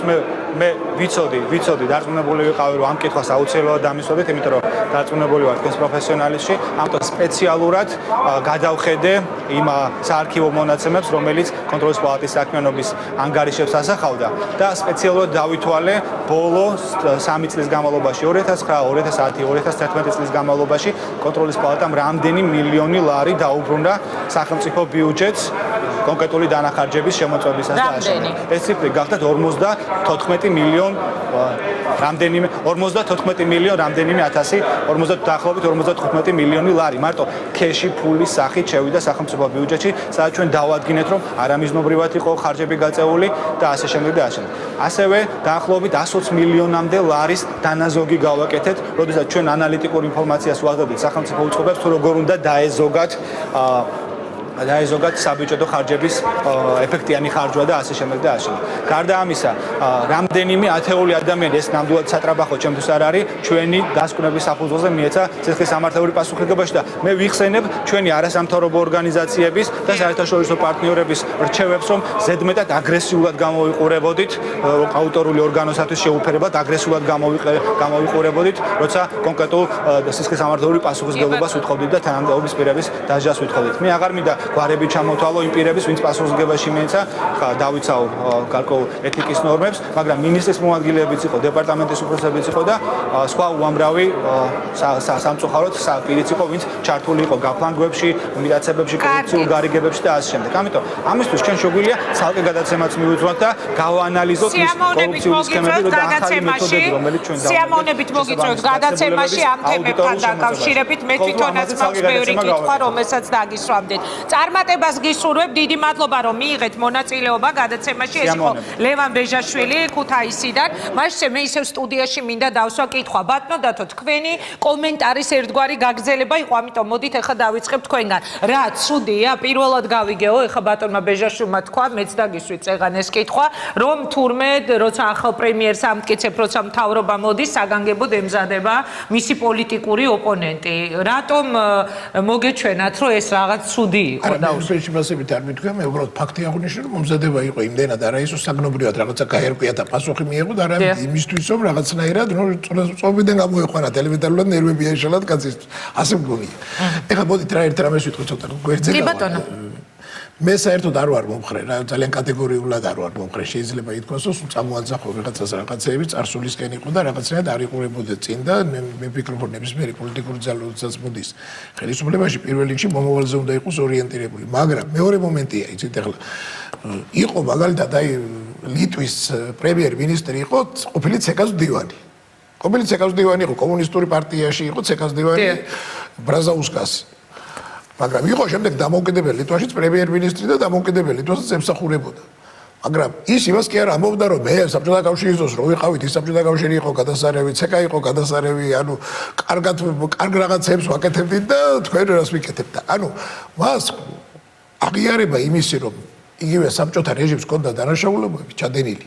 იგივე ბრაზაუსკასმა და იმ კომუნისტებმა და იმ ხალხმა, რომლებიც მუშაობდნენ ძველ სისტემაში და შემდეგ დამოუკიდებლობის დროსაც მუშაობდნენ უკვე ხელისუფლებაში, მათ ეს რაღაცნაირად გააცნობიერეს და ეს ჰქონდათ დეკლარირებული, გაცხადებული, გაემიჯნენ ისინი იმ დანაშაულებებს. ერთი მომენტია სამართლებრივი პასუხისმგებლობა, მე არ ვლაპარაკობ, აქ ბუნებრივია, ვინც დანაშავეა, უნდა დაისაჯოს და აუცილებლად და პოლიტიკური მომენტი არ უნდა იყოს, უნდა იყოს სამართლებრივი, მაგრამ პოლიტიკური პასუხისმგებლობა იმ დანაშაულებებს მაგალითად თუცა ადამიანს ეუბნებია ხა შენ რომ აი თქვენ გამოდის იმ ხელისუფლების წარმომადგენელი, რომელიც დროს ციხეში წდებოდა ის რაღაც კოშმარები, რომელიც ყველა ვნახეთ ხო და როდესაც ეუბნები შენ მაგალითად სოზარ სულბარს, რომელიც არის ხა სასჯელი ახსულების დეპარტამენტი, აი შენთან მოხდა ესა და რა არის რა უბედურებაა და რას გავს ეს. შეიძლება თლატყვანი არ იყოს იმ ფაქტის აღნიშვნისას. მაგრამ როდესაც შენ არ ახარ გამიჯნული და შენ იცავ იმ ძველ იმას და ამბობ რომ მაშინ ყველაფერი კარგად იყო, მიდიხარ და იმ ადამიანმა ვინც ძალადობის სისტემა შექმნა და ვინც გასამართლება მიდის დღეს და იმაზე იძახი რომ პოლიტიკური პატიმარია და უდანაშაულო პატიმარია, ბუნებრივია მას ლეგიტიმური ამას მოგაძახებს მე. პრემიერ-მინისტრი იქნება და ის ვინც იქნება აუცილებლად დაგიბრუნებს უკან და გეტყვის იცი რა შენ რო ეხლა ამას ველაპარაკები, შენ თვითონ რებიგა გაკეთებული. ამიტომ ჯერ ასია ლეგიტიმური უფლების მოპოვება კრიტიკისთვის არის კრიტიკისთვის კრიტიკა შეიძლება საჭიროა გარკვეული ლეგიტიმაციას. აბა ნებისმიერ ეხა ასე რო იყოს სიტყვაზე ვამბობ, ეხა არ ვადარებ რა. ასეთ საშინელებას, მაგრამ ბრეივიკი რო აგერ, ნორვეგიელი ტერორისტი, ყველა ვიცით, ბავშვები რო დახუცა. ხვალ რო გამოვიდეს და ბავშვების უფლებებზე დაიწყოს ლაპარაკი, ეხა ნუ ხო არის დაახლოებით იგივეა ნაციონალური მოძრაობის მხრიდან ეხლა პრემიერ-მინისტრის და მისი კაბინეტის კრიტიკა. თლად იგივე შეიძლება არა, უკაცა. თლად იგივე არა, უკაცა. ბედუკაძე სად არის? ხო არ დაგვაუწყდა? არა, რატო არა? მე მაინტერესებს. სასამართლო არის. მაგრამ სასამართლო არის გამართლა გამოიტანა გამამართლებელი მაპატიეთ, მაგრამ როდესაც ციხის კადრებზეა საუბარი, არ უნდა დაგვაუწყოს ჩვენ რომ სწორედ ეხა კადრებზე კი ვლაპარაკობ. ეს ხო ეს კადრები არ წავიდა იმას რაც ხდება. ბედუკაძე მე მაინტერესებს. ბედუკაძე არის კონკრეტული აბა. მე ვაპარაკობ რა. როდესაც იმ რეჟიმის წამყვანი ბატონო შეეც გეთახმებით იმაში რომ არ უნდა განთავისუფლებული იყოს სრულად სისხლის სამართლის პასუხისმგებლობისგან და თუნდაც სიმბოლური საჭირო. უნდა განთავისუფლებული. ნუ ხა იმიტომ რომ არის ასეთი რაღაცა საზოგადოებრივი სიკეთის მომენტი და რაღაც სხვადასხვა და სიკეთის გულისხმობ. უკაცა არა, დამიკონკრეტებ. საზოგადოებრივი სიკეთის ნიშნავს იმას, რომ როდესაც შენ ამ ხელ რეჟიმს არა, მისი განმარტება მაინტერესებს. ამას ვამბობ, თორე როდესაც შედიდობად მონაწილეობა მიღებული რაღაც ცუდ საქმეში, ბუნებრივია იმაზე მაინც უნდა იყო პასუხი. მაგრამ ამას ვამბობ გამიჯნა, როდესაც არ მომხდარა, ახალს არ გაუმიჯნა, არ გამიჯნია იმ თავის დანაშაულობებს. მე ციხის ამბავი ერთი მოვიყვანე, ბევრია ასეთი. ბევრია ძალადობის ფაქტები, იგივე პოლიტიკური, მაგალითად პოლიტიკურ ოპონენტებზე დევნის ფაქტები. უამრავი შემიძლია მოვიყვანო, ჩემ დასაწყებო და მეცაც გაუბისდია ჩემ თავზე და კიდე ბევრი რაღაც. კი ბატონო, ამას რომ მე სხვა სიტყვით წამოგაძახებენ, აბა რას გიზარდეთ? ჯერ გაემიჯნონ, ეხლა მე კი ეს პასკერ ვასწავლე არა. უფლება ყველას აქვს, ეხლა შეუძლიათ. ეხლა ჩვენ მეასკერობა გუგზალო, მაგრამ აუცილებლად ეხლა ამას რო უყურებს ადამიანი რო იცი ეს მელაპარაკება ადამიანი ჯერის იმაზე არაფერი უცხობს თვითონ გაუკეთებია და ახლა კითხავს რომ ასწავლის ეხლა ცოტა აღიზიანებს ეს მოსახლეობას და ბუნებრივია. ბატონო ხატია, ძალიან ლოგიკურია რას ამბობს ბატონო. გასაგებია რას ირთავს ეხლა ჭკუის სასწავლებელი პრემიერ-მინისტრობის კანდიდატი მიდის პარლამენტში, რომელიც მიმართავს დიდი პატივისცემა მე ვერ დავინახე იმ წუთას ვერც უმრავლესობის მიმართ და ვერც უმცირესობის. კიდევ ვიმეორებ ზედაპირული ეხლა ნიუანსები არ უნდა იცოდეს პრემიერ-მინისტრმა რას ნიშნავს. უნდა იცოდეს, ერკვეოდეს ეკონომიკაში, უნდა ერკვეოდეს ყველაფერში, არ უნდა თქვას, რომ თურმე არ ესე იგი კანონდარღვევები შემცირდა და არ შემცირდა, გაიზარდა და ამას ყოველდღიურად გრძნობენ ადამიანები. სტატისტიკა, ხო სტატისტიკაზე არ გვინდა სტატისტიკაზე საუბარი, იმიტომ რომ სტატისტიკა ხშირ შემთხვევაში შინაგან საქმეთა სამინისტროს სტატისტიკა მე თვითონ მუშაობდი ძალიან დიდი ხანი იქ ალბათ გახსოვს და აცდენილი იყო ზოგადად იმ სტატისტიკურ მონაცემებს, რომელსაც აქვეყნებდა საქსტატი მაგალითად, ხო? ამიტომ ეხა ის რომ მაგალითად შინაგან საქმეთა მინისტრი, რომელიც დაიკავებს ერთ-ერთ ყველაზე მნიშვნელოვან პოსტს ქვეყანაში, არასოდეს არ საუბრობდა პარლამენტში არაფერზე. ეხა ის იყო პოლიციელი. ჩვენ დროს ხოშუეს პოლიციის აკადემიაში გავლილი აქვს მას დაწინაურების პროფესიონალი პოლიციელი პროგრამა დაწინაურებული ჩააბარა. ჩვენ გვახსოვს ის ხოშუეს ჩემმა ყოფილმა თანამშრომლებმა გამახსენეს. ძალიან ნორმალური პოლიციელი იყო, კარგი იყო და მე მაგალითად როგორც მოქალაქეს, როგორც იმ ყოფილ ამ სისტემის წარმომადგენელს, მე ნამდვილად მაინტერესებდა ეთქვა მას, რა არ მოსწონდა მას იმ პერიოდში, რა შეცვლიდა დაუშვათ, რას აღმოფხვიდა და რას გააკეთებდა. მე კიდევ ვიმეორებ ბატონო, მე და თქვენ გქონდა ამაზე პოლემიკა, რაც არ უნდა ფორმა გამოუცვალონ პატრულს, რაც არ უნდა შეიფუთოს ეს, სხვა მანქანების ფერით, მანქანების ფორმით, ეს იქნება პატრული არის საზოგადოებაზე ორიენტირებული უსაფრთხოების სამსახური პოლიცია, რომელიც არის წინამთავრობის დამსახურება. მე თვითონ ამაზე ძალიან ბევრი მიმუშავია და იმ ადამიანებს, იგივე ვილნიუსის სამიწია საუბარი. ეხლა არა, მივალ მაქამდე ვილნიუსის სამიწია საუბარი. წინამთავრობას ძალიან დიდი დამსახურება აქვს კონკრეტულ ადამიანებს, კონკრეტულ მინისტრებს, მინისტრის მოადგილეებს, ეკას ღულაძეს, თინა ბურჯალიანს, თამუნა კოვზირიძეს ძალიან დიდი დამსახურება აქვთ და ძალიან ბევრი ჩადეს მათ ამაში. ამიტომ ეს მიახლოების პოლიტიკა გვირგვინდება ამის სწორედ მათი დამსახურებით და ეს უნდა აღინიშნოს და ამას ალბათ მე მგონი ეხანდელი მთავრობაც არ უარყოფს. რაც შეეხება უდანაშაულობის პრეზუმპციის დარღვევას. ეხლა გამოძიებას დაელოდეთ, ამას როდესაც თქვათ საპარლამენტო დებატებში საუბრობენ თვითონ პარლამენტარები, გასაგებია პოლარიზებულია სახელმწიფო და ამაში არაფერი ისეთი განსაკუთრებული თქვათ არ არის, ხო? მაგრამ როდესაც ქვეყნის პრემიერ-მინისტრი უკვე რამოდენიმე საათში გახდება პრემიერ-მინისტრი, ამბობს იმას, რომ თქვენ ინერვიულად გამოძიებას დაელოდეთ, ან როდესაც უდანაშაულობის პრეზუმპციას ყოველთვის არ ღვევდნენ უკვე ეხლანდელი მთავრობის წევრები, გახსოვთ ალბათ, მაია ფანჯიკიძის განცხადება ამერიკის შეერთებულ შტატებში მან ნაციონალური მოძრაობის და მთავრობის წევრებს დანაშაულები დამუშავებები უწოდა, მაშინ სასამართლოც არ იყო. მე მაგალითად შაშკინს სიგუამ ეხლანდელი ტურიზმის დეპარტამენტის თავმჯდომარე დაგვაბრალა რომ 10 თუ 30 მილიონი წავიღეთ სახში ეს წიგნების თემაზე თუ გახსოვთ ეს ხა ეს არის ხა რასაკურველია იმისი განცდა რომ თურმე ყველაფრის თქმა შეიძლება ნებისმიერი მტკიცებულებების გარეშე სასამართლო კანონის უზენაესობა ნიშნავს იმას ჩვენ რა დანაშაულიც ქონდა იგივე ქალბატონი ინგა საუბრობდა კომუნიკაციის ნაკლებობაზე ძალიან თქვა სხვადასხვა რაღაცა ზოგიერთ დახურულ სისტემაზე ეს იყო პოლიტიკური პასუხისმგებლობა რომელიც ნაციონალურმა მოძრაობამ გაიზიარა ოქტომბერში. საუბარს ამ თემაზე ბატონო ლევან ბატონო მამუკა აი ეს რაღაცნაირად რომ გავაგრძელოთ შეკითხვა რომელიც მე წეღან დავსვი გამოდის პრემიერ-მინისტრობის კანდიდატი და ამბობს რომ დაელოდეთ გამოძიებას გუშინ ჩვენს ეთერში ნოდარ ხადური საუბრობდა იქ ტენდერების თემაზე ამბობდა რომ იყო სახეზე უამრავი კანონდარღვევა რომ ისინი ფლობენ ინფორმაციას და ფაქტებს იმის შესახებ როგორ იძულებით ახდევინებდნენ მილიონებს რაღაც გაუგებარობ ობიექტებში ადამიანებს. შემდეგ გამოვიდა დავით საგანელიძე და მანაც თქვა რომ მას აქვს ბევრი ინფორმაცია რომელიც პროკურატურისთვის იქნება საინტერესო ყოფილ მაღალჩინოსნებზე. რა ხდება?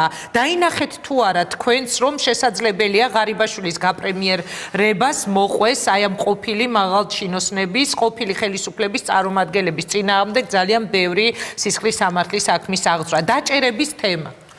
ისე რა შეასაქმეს, თქვენ ხო ძალიან კარგად ისტორიაზე ვერ მოხდება. რატომ? იმიტომ რომ აქ ჩამოვიდა აგერ ლიტვის პრემიერ-მინისტრის საპრეზიდენტო უკაცრავად და პირდაპირ გამოაცხადა ეს ამბავი რომ სხვას რო თავი დავანებოთ შვედეთის საგარეო საქმეთა მინისტრის პოლონეთის ესე იგი ერთ ხელმძღვანელ სიკორსკის ჩამოვიდა და გვეუბნებია რომ ის გაკეთება არ შეიძლება ხო? აქედან გამომდინარე მე ვიცი რომ ჩარჩოებშია მოქცეული ეს ხელისუფლება და რა ვიცი მაღალჩინოსნების დაჭერაზე ლაპარაკი არ იქნება. ეხლა ჩვენ უბრალოდ წყლის ნახვა ეს დროს კარგავთ. მაგრამ რასაკვირველია გარკვეული პასუხისმგებლობის სხვადასხვა ფორმა არსებობს, ხო? არსებობს ადამიანები, რომლებიც უშუალოდ მონაწილეობდნენ ამ საქმეში და ისინი აუცილებლად პასუხს აგებენ იცედაც. და ეხლა ირაკლი ღარიბაშვილმა რა თქვა და რა არ თქვა, მაგას რა მნიშვნელობა, მაგას საზოგადოება ითხოვს. და უამრავი ადამიანია ესეთი, რომელსაც ქონება წაართვეს. დიახ. უკანონოდ აბსოლუტურად და მიატანეს ყველაფერი. ხო მე ძალიან ბევრი ნაცნობი მყავს ასეთი სხვა შორის ის ადამიანებიც არიან, ვინც ძალიან ბევრი რამ გაუკეთებია ნაციონალური მოძრაობისთვის თავის დროზე. ასეთებიც არიან. იგივე ისინი სამართლიანობას აღდგენას ითხოვენ ამ ფორმით, რომ ჩვენი ქონება დაგვიბრუნეთ უკან. ეხლა მოყვა აგრავს ლევან ბეჯაშვილმა, რომ ამოიღეთ ამდენი თანხა. შეიძლება ზოგიერთი ამოიღეს, შეიძლება კი არა, ხან შეიძლება რომ თქვა სიტყვა, მაგრამ რა თქვენა დაუმტკიცებლად ლაპარაკობ. მეტყვიან არა მე ვიცი ის ფაქტები როგორ ამოიღეს საიდანაც ამოიღეს ნაწილობრივ ეს იყო რასაკვირველია კანონია ნაწილობრივ უკანონო იყო შემიძლია გითხრათ უამრავია სხვა შორის ერთი ფრაზა თქვა საინტერესო ლევან ბეჯაშვილმა 2 მილიარდ ნახევარით დავახვედრეთ თანხაო სხვადასხვა ანგარიშებზე თუ მიაქციეთ ყურადღება დიახ ხო აი რომელ ანგარიშებზე დაახვედრეს ეს თანხა ეს ჩემთვის ძალიან საინტერესო იყო იმიტომ რომ მე სხვადასხვანაირი ინფორმაცია მაქვს 200 მილიონის თაობაზე რომ იყო დახვედრებული თავარ ანგარიშზე რომელსაც ქვია ბიუჯეტი ისე არსებობდა სხვადასხვა ფონდების თანხები მოგესალმებათ იცით თქვენ ეს როდესაც პროკურატურა აღთევინებდა ამა თუ იმ ფონდზე ადამიანს ფონდის ანგარიშზე ადებინებდა თანხას და საერთოდ მე მინდა გითხრათ რომ ეხლა არის ტოტალური მიდგომა ასეთი რომ ძველი ამბებს ნუ ვიხსენებთ და მე რა ვიცი ხა აი მე ზუსტად ვიდრე თქვენთან მოვიდოდეთ დღეს მქონდა რადიოში გამოსვლა და ამის გულისთვის სპეციალურად 13 თვის პირველი 13 თვის 2004 წელს გულისხმობ ხო და ნუ ესეთი ტრაგიკული სურათია რომ 13 თვის განმავლობაში პრაქტიკულად იყო ესე იგი დავარქვათ ამას მოთელვა ვიღაცა იტყვის მოთელვა მაგრამ მეორე მხრივ იყო ეს სატელევიზიო დაჭერები ტოტალური და დაგვირგვინდა ეს ყველაფერი ტრაგიკული შემთხვევით, რომელსაც დღეს არავინ არ იხსენებს, ტრაგიკული ამბით, ეს იყო პირველი ომი, დავარქვათ, პირველი, ასე ვთქვათ, ომის ნუ ვიტყვით ახლა, თორე გამომედევნებიან, მე პირველი შეტაკებით სამაჩაბლოში და 15 ქართველი ბიჭი დაიღუპა. წერიახოს მთაზე მოხდა სისულელის გამო აბსოლუტურად და იქ ესე ვთქვათ, დიდი ძალისხმევა დაჭირდა მაშინ სააკაშვილს, რომ ეს ამბავი მოეგვარებინა, თორე იქ ხალხი მოგესალმებათ იკაჩებოდა და ცხინვალის აღება უნდა. ომი დაწყებული იყო მაშინ პრაქტიკულად. და მე როგორც მონაწილე, ამიტომ ამაში სხვა ზამეს უნება იგივე გია ბარამიძეც, რომელიც მაშინ თავდაცვის მინისტრი იყო, რომ ასე ვთქვათ, ვიყავი მე და ვიცი ეს რაც ხდებოდა. ხო და ასე რომ ძალიან ესეთი აი ეს იყო 13 თვის განმავლობაში. მე რასაკვირველია დაიწყო პროცესი დათომას თქვა, ეგრე და არავინ არ უკარგავს ის რაც გაკეთებულია. ამ წლის განმავლობაში 6 მილიარდი 100 მილიონი გრანტი და ცესხი იქნა აღებული ამ წლების განმავლობაში. რასაკვირველი ეკონომიკური მაჩვენებელი მაღალი იქნებოდა, ხო? ეხლა ერთი წელი გავიდა სულ. მე არ ვამბობ. სოციალს რა არის, რომ მე მართლა მინდა რომ დავჯდე ეხლა და გავაკრიტიკო დღევანდელი ხელისუფლების ზოგიერთი პოლიტიკური ნაბიჯი, ეკონომიკის დარგში და სხვა დარგში, მაგრამ აი როცა გამოვა ლევან ბეჟაშვილი იქნება თუ სხვა ამდაგვარი და დაიწყებს ამაზე ლაპარაკს, მე მიქრება ამის სურვილი, იმიტომ რომ ეხლა როგორ თქვა, თუნდაც აგრესიული ტონი არავის არ დავიწყებია არც მისა სააკაშვილის ყველანი ციხეში და მაშინ ქუხარეტაში მთელი პარლამენტის გახსოვთ არც ის რომ გივით არგამაძის ესე რა ქვია ყველა სულსა მოხდით არც ეს არ დავიწყებია არავის და საერთოდ არც ეს აგრესიული ტონი აი გუში ჩიორ თაკათაკიშვილი ეკითხება იმას ახალ შინაგან საქმეთა მინისტრს თადიყავი 26 მაისს ხო გახსოვთ და ნუ იმან დელიკატურად მაგრამ მე უპასუხებდი სადაც თქვენ იყავი იქ ვიყავი მეც იმ პერიოდში. თან თანამდებობის პირი იყო, ხო? და აი იმადგან არის ეს ყველაფერი წამოსული და კი ბატონო ვეთქვი სხვასაც იმის წინა ხელისუფლებიდანაც არის წამოსული ეს აგრესიული ტონი. ეს ქართული პოლიტიკის უბედურება. თამარ ჩუგოშვილი და ხათუნა ოჩიაური ჩაგვერთვებიან, მანამდე ბატონი ლევანი განაგზობს თემას და პირდაპირ ჩართვა თამარ ჩუგოშვილთან, ბიძინა ივანიშვილის მრჩეველთან. გისმენთ? დაველოდოთ გამოძიებას, სამართლიერთ აბსოლუტურად სწორი დეფინიცია. ამ შემთხვევაში მხოლოდ წინასწარ გამოძიებაზე აქ საუბარი არ შეიძლება, რა თქმა უნდა, არ არსებობს ჩვენს ქვეყანაში სასამართლო და ბუნებრივია საბოლოო ჯამში ვერდიქტი გამაქვს სასამართლოს. ძალიან მარტივია. სხვა საკითხი პოლიტიკური ინტერპრეტაცია და გაგრძელება როგორი მოყვა ამ ყველაფერს ეს ერთი. შემდგომ ამისა შესაძლებელია თუ რა თეორიულ დონეზეც რომ იმსჯელოთ ამაზე, იცით, ის მიღწევა რაც ჩვენ საზოგადოებას ყველას ერთად გვაქვს მხედველობაში მაქვს ვილნიუსის სამიტი საბოლოო ჯამში ეს არის ძალიან დიდი გზის დასაწყისი, რომლის დროსაც ჩვენ თითოეულ ჩვენთაგან პირველ რიგში ხელისუფლებას ძალიან სერიოზული ზეწოლა, მოთხოვნები და კონტროლი ექნება სწორედ ქვეყნის გარედან, ჩვენი მეგობრებისგან. პირველი ეს არის. შემდგომ ამისა გვაქვს სასამართლო, ხო? ასე რომ მე არ ვფიქრობ, რომ ამ მიმართულებით, იმიტომ რომ დღევანდელ ეთერში მეორედ ვისმენ ამ რომ შესაძლებელია გუში პირდაპირ ეთერში სამი ადამიანისგან ვისმინეს.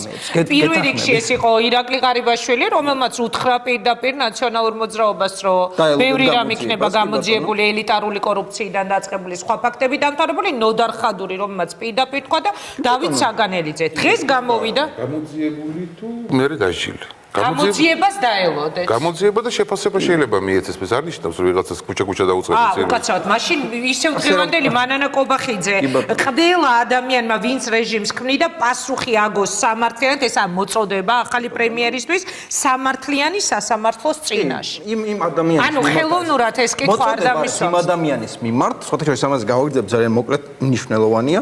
ეს არის მოწოდება იმ ადამიანის მიმართ, რომელსაც გამოძიება აღარანაირად აღარ ეხება, იმიტომ რომ ყავს ასე ვთქვათ, შინაგან საქმეთა მინისტრი, არის პროკურატურა, არის სასამართლო. ასე რომ, მოდი ასე ვთქვათ, პოლიტიკურ ჩარჩოში დავტოვოთ ეს ყველაფერი და რისი აქცენტირება მინდა ამ ყველაფერში, გუშინ დაწყებული უწოდე, ხო, შოუ რინგი უწოდეთ თქვენ.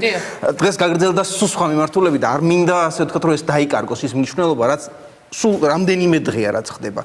მარგველაშვილის არჩევით არ დაწყებულა მხოლოდ ასე ვთქვათ, არ შეცვლილა მხოლოდ პრეზიდენტი. ქვეყანა ახალ ცხოვრების რეჟიმზე გადავიდა. პირველი ყველაზე მნიშვნელოვანი არის რა? პირველი ყველაზე ახალგაზრდა პრემიერი და ამ უფლებების მატარებელი პრემიერი იქნება ირაკლი ღარიბაშვილი. თუ ამას გავაგრძელებთ კიდე, არის შემდგომი მოცემულობა. მას ეკონომიკის ცოდნა, მას ყველაზე მეტად რაც მოეთხოვება არის ანუ განვითარება იმ დონეზე რომ იქცეს კოალიციის, მისივე პარტიის და იმ სამთავრობო გუნდის ლიდერად, გამაერთიანებელ ლიდერად. ეს თუ დაეშალა, მაგ შემთხვევაში აღარც ეკონომიკა აღარ იქნება, აღარც ეკონომიკური ხედვა არ იქნება, არც არაფერი არ იქნება. ეს ურთულესი გამოწვევაა ღარიბაშვილის ჩემი აზრით. დიდი მადლობა. თამარ ჩუგოშვილი გვერდება პირდაპირ ეთერში, ბიძინა ივანიშვილის მრჩეველი. ქალბატონ თამარ, საღამო მშვიდობის, დღეს იყო უკანასკნელი დღე პრემიერის რანგში ბიძინა ივანიშვილისთვის და მაინტერესებს ჯერ პირველ რიგში ეს კითხვა უნდა დაგისვათ, რჩებით ახალ პრემიერთან სამუშაოდ თუ მიყვებით თქვენს სამოქალაქო საზოგადოებაში ბიძინა ივანიშვილს? მოგესალმებით, მადლობა მოწვევისთვის პირველად თქვენს გადაცემაში, სიამოვნებით. მე რჩები, მე ვარ პრემიერის თანაშემწე და გარკვეული დროის განმავლობაში რჩები ახალი პრემიერის თანაშემწე. ზუსტად რამდენი ხნის განმავლობაში გაგრძელდება ეს, ამას ჯერჯერობით ვერ გეტყვით. თუმცა რჩები. ქაბატონ თამარ, ვინაიდან რჩებით ახალ პრემიერთანაც, სწორედ აქედან გამომდინარე, მინდა რომ დაგისვათ ასეთი კითხვა. 2 დღის განმავლობაში იმ ამბების კვალ და კვალ, რაც ხდება პარლამენტში, რასაც ჩვენ ვხედავთ, გაისმის ბრალდებები ახალი ხელისუფლების, ახალი მთავრობის და ახალი პრემიერის მიმართ, რომ ეს არის არაკომპეტენტური, არაკვალიფიციური მთავრობა. რა შეგიძლიათ გითხრათ?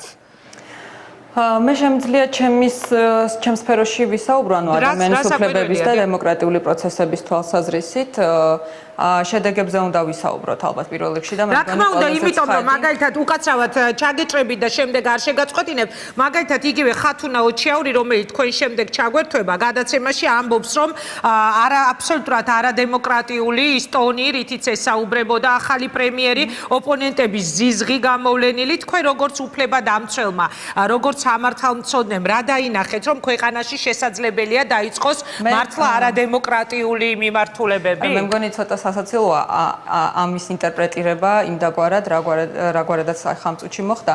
მე მგონი მე რას ვხედავ და მე ვხედავ განვლილ 1 წელს და მე ვხედავ სერიოზულად გახსნილ სივრცეს დემოკრატიული პროცესებისთვის. ის რაც მანამდე წლების განმავლობაში აბსოლუტურად ჩაკეტილი იყო და არ არსებობდა. ყველა მიმართულებით იქნება ეს მაგალითად პარლამენტის როლი და ზოგადად საპარლამენტო პროცესები, ის რაც ხდება საქართველოს პარლამენტში და ჩვენ ვიცით რომ პარლამენტი რაღაც ნოტარიული ფუნქციით შემოიფარგლებოდა მხოლოდ წლების განმავლობაში და არანაირი რეალური პროცესი იქ არ მიმდინარეობდა.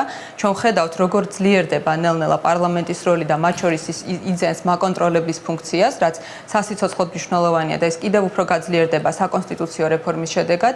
სასამართლო, რომელიც, მე ყველაზე კარგად ვიცი, ალბათ ერთ-ერთი ადამიანი ვარ, ვისაც ყველაზე მეტი შეხება მქონია მართლმსაჯულებასთან და ზოგადად სისხლის განსაკუთრებით სისხლის სამართლის საქმეებთან და რაც ჩვენ წლების განმავლობაში გვქონდა იმ კატასტროფიდან გამოსვლას, მე ვფიქრობ, რომ ძალიან ეფექტურად ახერხებს მართლმსაჯულების სისტემა და ერთ-ერთი რამ რისთვისაც მე ძალიან მადლიერი ვარ ბატონი ბიძინა ივანიშვილის, არის სწორედ მისი დამოუკიდებლობა სასამართლო ხელისუფლების მიმართ, სასამართლოს დამოუკიდებლობის მიმართ და მე ვფიქრობ, რომ ეს არის იმდენად დიდი მონაპოვარი, ის პროცესი, რაშიც ჩვენ ახლა ვართ, რომ მხოლოდ ამისთვისაც ღირდა ის შედეგები, რაც ჩვენ გასულ წელს არჩევნების შემდგომ მივიღებთ, არჩევნების შედეგად მივიღებთ. მედიაგარემო და მედიაგარემოზე ალბათ თქვენ მე არ უნდა გესაუბროთ, იმიტომ რომ თქვენ ჟურნალისტი ბრძანდებით ტელევიზიაში მუშაობთ და ჩემზე კარგად იცით სახელმწიფო წნეხი როგორი იყო და დღეს ის არსებობს თუ არა საერთოდ, ამიტომ თქვენ ჩემზე უკეთესი მსაჯული არსებობთ. დღეს არ არსებობს. ყოველ შემთხვევაში ჯერჯერობით არ არსებობს. და მე ვფიქრობ, რომ როდესაც დემოკრატიაზე თუ კი დემოკრატიაზე ვსაუბრობთ, მედიის როლი არის წარმოუდგენლად დიდი. დამოუკიდებელი თავისუფალი მედიის როლი არის თითქმის ყველაფერი. ამიტომ ამ წნეხის არარსებობა და ამ წნეხის და პოლიტიკური ნება ამ წნეხის მოხდის უკვე ძალიან მაუწყებლის მიმართულებით, რასაც ვუყურებ, არის ძალიან კარგად გაკეთება. ახალ ამბებზე შემიძლია ვთქვა, რომ აბსოლუტურად არ იგრძნობა დაუშვათ არანაირი წნეხის სხვა პროცესები, რაც იქ ხდება. იმიტომ რომ კი, შეგვიძლია ჩვენ თუ დრო გვექნება, შეგვიძლია ამაზეც გავაგრძელოთ, მაგრამ არანაირი წნეხი არ არსებობს და ზოგადად რამდენად პლურალისტური და თავისუფალი არის და საზოგადოებას რამდენად აქვს კრიტიკის მოსმენის, ხელისუფლების კრიტიკის მოსმენის შესაძლებლობა, ამას საზოგადოება ძალიან კარგად ხედავს და ეს ძალიან ცხადია. იგივე გამჭვირვალობა, ანგარიშვალდებულება, რაც რისი ნიშნებით საერთოდ არ არსებობდა და ჩემი აზრით, ჩემი თქვა წინა წლების მუშაობიდან გამომდინარე, ასევე ერთ-ერთი უმნიშვნელოვანესი რამ არის თვითონ პრემიერ-მინისტრი ყველანაირ კრიტიკულ მედიასთან პერმანენტულად მართავდა შეხვედრებს და მთელი მთავრობა, არა მხოლოდ ის თვითონ, არამედ ყველა მინისტრი ყოველთვიურად ამ დისკუსიის რეჟიმში ანგარიშს აბარებდა საზოგადოებას, აღარ ვსაუბრობ ზოგადად საჯარო ინფორმაციის ხელმისაწვდომობაზე, რომლის რაც ბევრად უფრო გაუმჯობესებული არის წინა წლებთან შედარებით და თუ ადამიანის უფლებების კონტექსტში დაუსრულებლად შემიძლია იმ პოზიტივებზე საუბარი, რაც სახეზე არის და რაც ერთი წლის განმავლობაში მე ვერც წარმოვიდგენდი ეს თუ გაკეთებადი იყო. იგივე არასათანადო მოპყრობასთან და წამებასთან ბრძოლა და პატიმრების მდგომარეობა, იგივე საკუთრების უფლების დაცვა, უფრო სწორედ აი გათავისუფლება და მოხსნა იმ ხელყოფის ფაქტებისა, საკუთრებისა და აღმოფხვრა იმ საკუთრების ხელყოფის ფაქტების, რომლებიც წარმოუდგენლად დიდი რაოდენობით და მასშტაბური ხასიათით არსებობდა პირადი ცხოვრების ზოგადად პერსონალური მონაცემების დაცვა თუ ასე შემდეგ, ანუ ნებისმიერი მიმართულებით ჩვენ ადამიანის უფლებებზე რაზეც არ უნდა ვისაუბროთ, იქნება ეს სოციალური უფლებები, იქნება ეს პოლიტიკური უფლებები თუ ნებისმიერი სხვა, მე მართლაც ვერ წარმომედგინა ერთი წლის განმავლობაში თუ იყო შესაძლებელი ასეთი პოზიტივების მიღება. თუნდაც საარჩევნო გარემო, ასევე ძალიან მნიშვნელოვანია საარჩევნო გარემო, რომელიც აბსოლუტურად თვისობრივად განსხვავდებოდა წინა წლების საარჩევნო გარემოდან. მთავარი პრობლემა, რაც დემოკრატიაზე როდესაც ვთვალობთ, ერთ-ერთი მთავარი პრობლემა იყო ის, რომ პოლიტიკური პარტია და სახელმწიფო იყო შეზრდილი ერთმანეთში. სახელმწიფო სტრუქტურები, რომლებიც უნდა მოქცეულიყვნენ, როგორც სახელმწიფო სტრუქტურები, იქცეოდნენ როგორც პარტიის წარმომადგენლები და მოქმედებდნენ მხოლოდ და მხოლოდ ერთი პოლიტიკური ძალის სასარგებლოდ. ჩვენ შევძელით ამისგან გათავისუფლება. ამის შედეგები არის, სწორედ ამის შედეგი იყო საპრეზიდენტო არჩევნები, რომლებიც შეფასდა, რომელიც როგორც საუკეთესო, რომელიც ამ ქვეყანაში ყოფილა. ამიტომ მე ვფიქრობ, რომ ეს არის შედეგებით უნდა ვიმსჯელოთ ალბათ. მე ვფიქრობ, რომ ბიძინა ივანიშვილის მთავრობას ბოლო ერთი წლის განმავლობაში, იმ ერთი წლის განმავლობაში, რომ რა პერიოდშიც ის ხელისუფლებაში იყო, თუ კი რაიმე ქონია ძალიან სერიოზული წარმატება, ეს იყო სწორედ დემოკრატიული პროცესების გახსნა, გათავისუფლება, ზეწოლის, ძალადობის მოხსნა. ეს ძალიან სერიოზული პროგრესი არის, ძალიან სერიოზული პროცესი არის ჩვენი ქვეყნისთვის. ახალ პრემიერს ელოდება ძალიან სერიოზული გამოწვევები. იმიტომ რომ ეს პროცესები ჯერ კი ის პოზიტივები, რაზეც მე ვსაუბრობ, ეს პოზიტივები არსებობს და ამაზე თვალს ვერავინ ვერ დახუჭავს, როგორც არ უნდა უნდოდეს.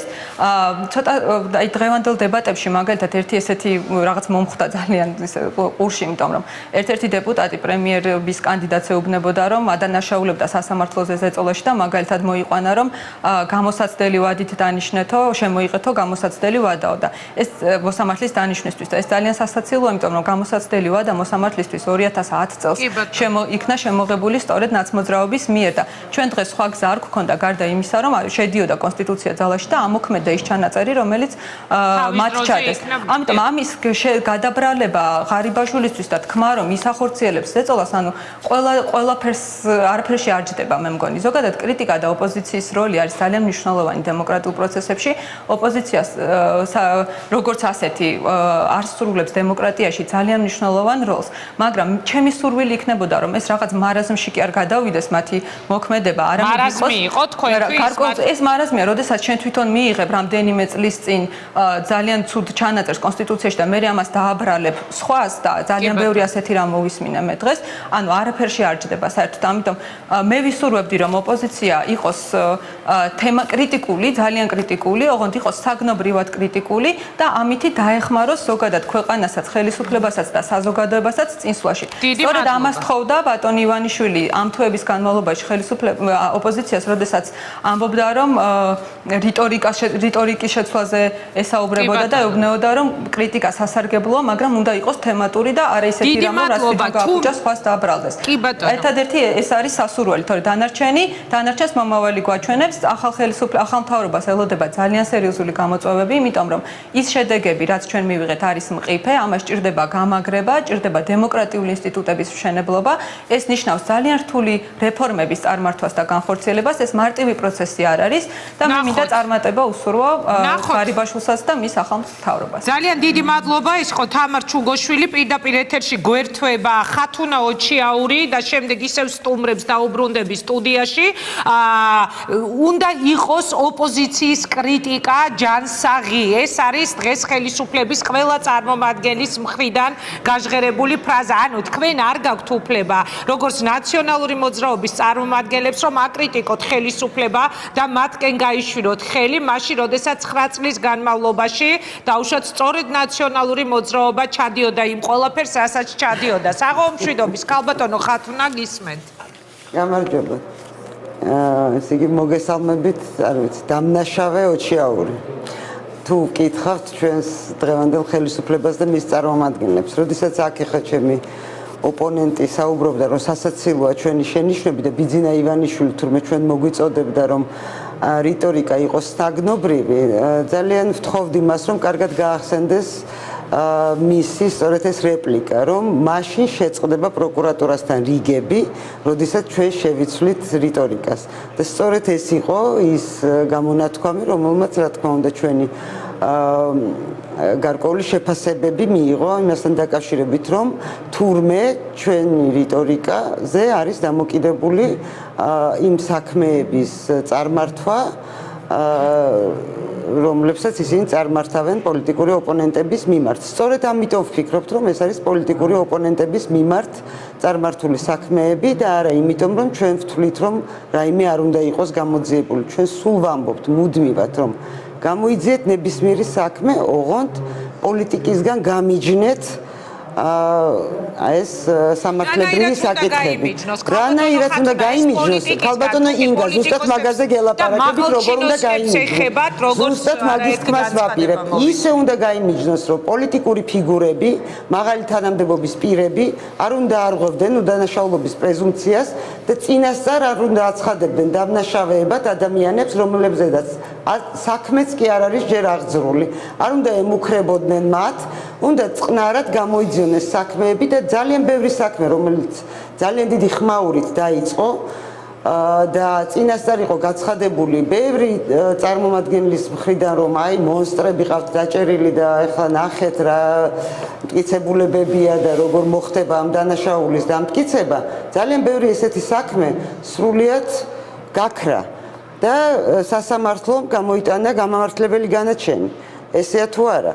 ასე რომ ჯერ განცხადებების, ჯერ ამ კამპანიური ხასიათის რაღაც ბრალდების ფონის შექმნა, ხოლო შემდეგ უკვე საქმის აღძვრა, სწორედ ეს არის ის, რასაც ჩვენ ვეძახით შერჩევით სამართალს და პოლიტიკურ დევნას და არა გამოძიებას კონკრეტულ დანაშაულზე. კონკრეტული დანაშაულები იყო ბევრი დაპირება ამ დანაშაულების გამოძიების, მაგალითად გახმაურებულ საქმეებზე ვლაპარაკობ, მაგალითად ჟვანიას საქმით გვემუქრებიან გაუთავებლად და არ დაადგა საშუალო რომ გამოიძიონ. ეს არის მხოლოდ პოლიტიკური მუქარა, ხან არჩევნების წინ ხდება ამაზე აპელირება, ძირითადად მე რაღაცნაირად ივიწყებენ რა ფალიანცისა, აღარ ვიტყვი ამაზე. უბრალოდ თქვენ დაუკვირდით თვითონ დღეს მტკიცდება ახალი მთავრობა, ახალი მთავრობის ხელმძღვანელი და ჩვენ ვსაუბრობთ ნაციონალურ მოძრაობას. ნაციონალური მოძრაობა არის კვლავ ყველაზე აქტუალური. ალბათ იმიტომ რომ პრემიერისთვის მიუღებელი აღმოჩნდა ის ტონი, რა ტონითაც დაუშვათ ყოფილი ხელისუფლების წარმომადგენლები მას ესაუბრებოდნენ. მე შეგახსენებთ გუში ღარიბაშვილის ნათქვამ შემდეგ სტუდიაშიც მინდა რომ განვავრცო ეს თემა. თქვენ დაახლოებით ნეოფაშისტური ორგანიზაციასავით იყავით. რაღაც ნეოფაშისტურია ეს სიტყვა ახსენა. სწორედ პრემიერ-მინისტრმა და ნაციონალური მოძრაობის მხრიდან მსგავს ტონალობაში და მსგავს რიტორიკას უბრალოდ ისინი ამბობენ რომ არ მიიღებენ, იმიტომ რომ ნაციონალური მოძრაობის დროს ხდებოდა უამრავი დანაშაული. ქალბატონო ინგა, თქვენ უკვე დაადასტურეთ რომ ჩვენ ვართ ნეოფაშისტური ორგანიზაცია. და მაშინ რატო აგრძელებთ აი ამას? თითქოს ეს ლოგიკური ჯაჭვია და გამომდინარეობს რომ ჩვენ არ გვაქვს უფლება რომ ქალბატონო ხათუნა არ მივიღებ მაგას, მე კი არ ვაგრძელებ შევარდნაძის პროგრამა. საერთოდ მე მგონი მე არ მივიღებ, მე არ ვაგრძელებ. გუშინაც არა, გუშინაც იგივე სიტყვებით მე გავხსენი გადაცემა, იმიტომ რომ ძალიან ყურში იყო ეს მოსახვედრი და დღესაც მე არ მივიღებ რომ მე ჩემს მიმართ ამ საყვედურს, მე უბრალოდ შეგახსენეთ რა თქვა პრემიერ-მინისტრმა. მე მახსოვს ძალიან კარგად, მაგრამ თქვენ შემდეგი კითხვა უკვე ლოგიკურად განავითარეთ, რომ თითქოს ჩვენ არ გვაქვს უფლება რომ ვისაუბროთ. მე არა, მე მათ სიტყვებს გიმეორებ თქო, უბრალოდ პერიფრაზი გავაკეთე. პერიფრაზი არის ძალიან შეურაცხყოფელი, ყოვლად უსაფუძვლო და უპასუხისგებლო და გამოწვეულია ერთადერთი მიზეზით, რომ მას არ აქვს კომპეტენცია, ცოდნა და უნარი, რომ გასცეს პასუხი კონკრეტულ კითხვებს, კონკრეტულ საკითხებზე, რომელ საკითხებშიც, რა თქმა უნდა, ოპოზიცია დღევანდელი არის კომპეტენტურიც და იყო მომზადებულიც. კარგი იქნებოდა თუ ასეთივე მომზადებული იქნებოდა პრემიერ-მინისტრი. მხოლოდ იმის გამო, რომ ის არ იყო მზად, ის იყო უსუსური, რომ გაეცა პასუხები კონკრეტული კითხვებისთვის ის გადავიდა აგრესიულ ფონზე და თქვენ თუ ნახავთ გადაცემას მიხვდებით რომ არავითარი აგრესია არ მოდიოდა ნაციონალური მოძრაობის წარმომადგენლების მხრიდან და ეს იყო სულ პირიქით ის უბრალოდ კონკრეტულ პასუხებს ვერ სცემდა და იწყებდა საუბარს რომ თქვენ არ გაქვთ უფლება ილაპარაკოთ იმიტომ 9 წელიწადი იყავით ხელისუფლებაში მე მახსოვს შარშან როდესაც ისინი ასეთივე ძალიან მკვეთრ განცხადებებს აკეთებდნენ რომ აი მარტის მერე დაიწყება არაჩვეულებრივი ეკონომიკური აღმავლობა იმიტომ რომ მიხეილ სააკაშვილი დამოკლეს מחვილივით ეს მისი უფლება რომ დაშალოს პარლამენტი ეს კიდია ჩვენს თავს და ამიტომ ვერ ვითარდებით ეკონომიკურად და ჩვენ თვითონ დაუჭირეთ მხარი აი ამ ცვლილებებს კონსტიტუციაში იმიტომ რომ მოგვეხსნა ეს დაძაბულობა მათი შიში მთავრობის და ეკონომიკა მართლა წინ წასულიყო და ქვეყანა წინ წასულიყო მაგრამ ჩვენ ვნახეთ რომ მარტის შემდეგ იყო ისეთივე დაღმავლობა როგორც პირველ თვეებში ეხლა გადაბრალება იმ 9 წელიწადზე კი ბატონო აბრალეთ რამდენიც გინდათ მაგრამ საზოგადოება ამას უყურებს და საზოგადოება თვითონ გააკეთებს შეფასებებს არაფრით არ დააბრალებს რა თქმა უნდა ბიძინა ივანიშვილი ინვესტიციების კლებას იმ ამბავს რომ დავოსში ჩასულმა მან მსხვილ ინვესტორებს განუცხადა რომ საქართველოში კარგი ეკონომიკური მდგომარეობა და საინვესტიციო გარემო ეს არის ბლეფი, ეს არის ტყუილი მიხეილ სააკაშვილის სინამდვილეში. საქართველოში არის ძალიან მძიმე ვითარება, რომელ ინვესტორს მოუნდებოდა ამის მერე ჩადება ფული. პირიქით ამბობენ, რომ როდესაც პრეზიდენტი ყავს ოპოზიციონერი. გახსოვთ თუ არა მისი გამოსვლა? დავოსში მახსოვს პრემიერ-მინისტრის ჩასვლა. ძალიან კარგად და გამახსენეთ ერთი მიხეილ სააკაშვილის გამოსვლა, რომელიც ამბობს, რომ ცუდი მდგომარეობაა საქართველოში, ცუდი საინვესტიციო გარემოა და არ შემოიტანოთ ინვესტიციები. ეგეთი რამე არ ყოფილა და ბიძინა ივანიშვილს პრეზიდენტმა ჯერ შარშან, შემდეგ დათო ბაქრაძემ თავის პროგრამაში, შემდეგ ეხლა ჩვენ როგორც ოპოზიცია ვთავაზობდით, რომ ეკონომიკის გაჯანსაღებისთვის გასაკეთებელი იყო კონკრეტული ნაბიჯები. მეც კი, რომელი ეკონომიკაში გარკვეული ადამიანი მეც ვარ, მაგრამ ეს მაინც ვიცი, რომ საგადასახადო გარემოს გაუმჯობესება, ანუ გადასახადების კლება, როგორც ეს იყო დაგეგმილი ნაციონალური მოძრაობის დროს, შემდეგ დეკრიმინალიზაცია ეს იმის ეკონომიკური დანაშაულების ეს უნდა მომხდარიყო ლიბერალიზაცია კანონმდებლობის და რა თქმა უნდა შეზღუდვების მოხსნა და პირიქით მაგრამ რატომ არ გაკეთდა ამდენი ხანიო ამას გეუბნებიან დაუშვათ ეკონომიკური დანაშაული რომელიც ეხლა თქვენ ახსენეთ სწორედ ეკონომიკური დანაშაულის გამო უამრავი ადამიანი იყო დაპატიმრებული მოდით შევთავაზოთ ინიციატივა უბრალოდ არ იცით იმიტომ რომ ეს არ ეხება ჩინოვნიკებს არა, არ ვიცი, არა, რას ნიშნავს, არ ვიცი. ჩინოვნიკები არა, რატომ არ გამოხვედით ამ ინიციატივით უფრო ადრე? ჩვენ გამოვედით ინიციატივით, რომ კერძო სექტორზე გვაქვს საუბარი და არა ჩინოვნიკებზე თუ ვინმე რამე დაარღვია ჩინოვნიკებზე არ გესაუბრებით. სწორედ ეკონომიკური დანაშაულის გამო უამრავი ბიზნესმენი, უამრავი კერძო პირი და არა ჩინოვნიკი იყო დაპატიმრებული და ძალიან ბევრზე გუშინდელს ხდომაზეც იყო ქალბატონო ხათუნა საუბარი, როგორ ხდებოდა მილიონზე მეტი თანხების იძულებით წესით გადახდა, როგორ ახდევინებდნენ ამ ადამიანებს. ერთ-ერთი მაგალითი ეხავე გამახსენდება, ბესო ხარძიანი იყო მაგალითად დასახელებული, ქვების გროვა აყიდინესო, თვითონ მთავრობა არ ვიცი, გამოიძიო რატომ თქვენ დროს არ შემოიღეთ ეს ინიციატივა, ამას გეკითხებით. ბატონო, თქვენს დროს რატო არ განახორციელეთ ეს ყველაფერი თქო 9 წლის ჩვენ განვახორციელეთ უამრავი რამ 9 წლის მანძილზე. ეს არის სრულიად სხვა სახელმწიფო ვიდრე იყო 9 წლის წინ. რადიკალურად განსხვავებული სიკეთის მიმართულებით. ეხლა, რა თქმა უნდა, ყველაფერს ვერ გავაკეთებდით და იყო რაღაცა ჩავარდნებით, შეცდომებით, ეს არის სრულიად ბუნებრივი, ძალიან წინწასულ და პროგრესულ ქვეყნებშიც ხდება ჩავარდნები, ხდება შეცდომებიც, ეს არის სრულიად ბუნებრივი, მაგრამ ჩვენი სურვილია, რომ ეს წინსვლა გაგრძელდეს და არა შეჩერდეს და არა დაბრალდეს ყველაფერი, თავიანთი უუნარობა დაბრალდეს იმ 9 წლიან მმართველობას. ეს არის წარმოუდგენელი. ეს უმადურობაც ხო არ არის, არა ნორმალური, არა დაუნახავობა იმისი, რაც გაკეთდა. გავაგრძელოთ, რაც კარგი იყო, კი ბატონო, რაც ცუდი იყო და რაც არ მოგწონდათ, რაც ხედვა გაქვთ სხვანაირი გააკეთეთ სხვაგვარად და გააგრძელეთ წინსვლა. უბრალოდ ჩვენ ვერ ხედავთ წინსვლას, არ არსებობს ესეთი წინსვლა და ამიტომ თავარი სურვილი საქართველოს მოსახლეობის იყო, რომ მათ ეცხოვრათ უკეთ, ეპოვნათ სამუშაო ადგილები, 40,000 სამუშაო ადგილი დაკარგული იყო მარტო პირველ კვარტალში. საქსტატის ინფორმაციით. 42 თუ არ ვცდები. თუ 42, კი ბატონო. ეს ხო კატასტროფაა, როდესაც ჩემი ოპონენტი აქ ლაპარაკობს, რომ ჩემი შენიშვნები დემოკრატიასთან დაკავშირებით იყო სასაცილო, ნამდვილად სასაცილო არ არის ეს იმ ადამიანებისთვის, ვინც რეგიონებში მუშაობდა და ვინც პოლიტიკური ნიშნით მასობრივად იყვნენ განთავისუფლებული სამუშაო ადგილებიდან და ფაქტიურად არ მომხდარა ადგილობრივი თვითმმართველობის არჩევნები, ისე შეიცვალა მმართველობა ადგილებზე. ყოველგვარი კანონის დარღვევით და სრულიად არადემოკრატიული წესით, რასაც მე ვადევნებდი თვალყურს, ძალიან ახლოს ვიყავი ამ ყველაფერთან, სწორედ ამ 1 წლის განმავლობაში. ამიტომ თვალს ნუ დავხუჭავთ ყველაფერი, რაც კარგი მოხდება, ჩვენ დაგიფასებთ, ჩვენ ვიტყვით, რომ ეს არის კარგი.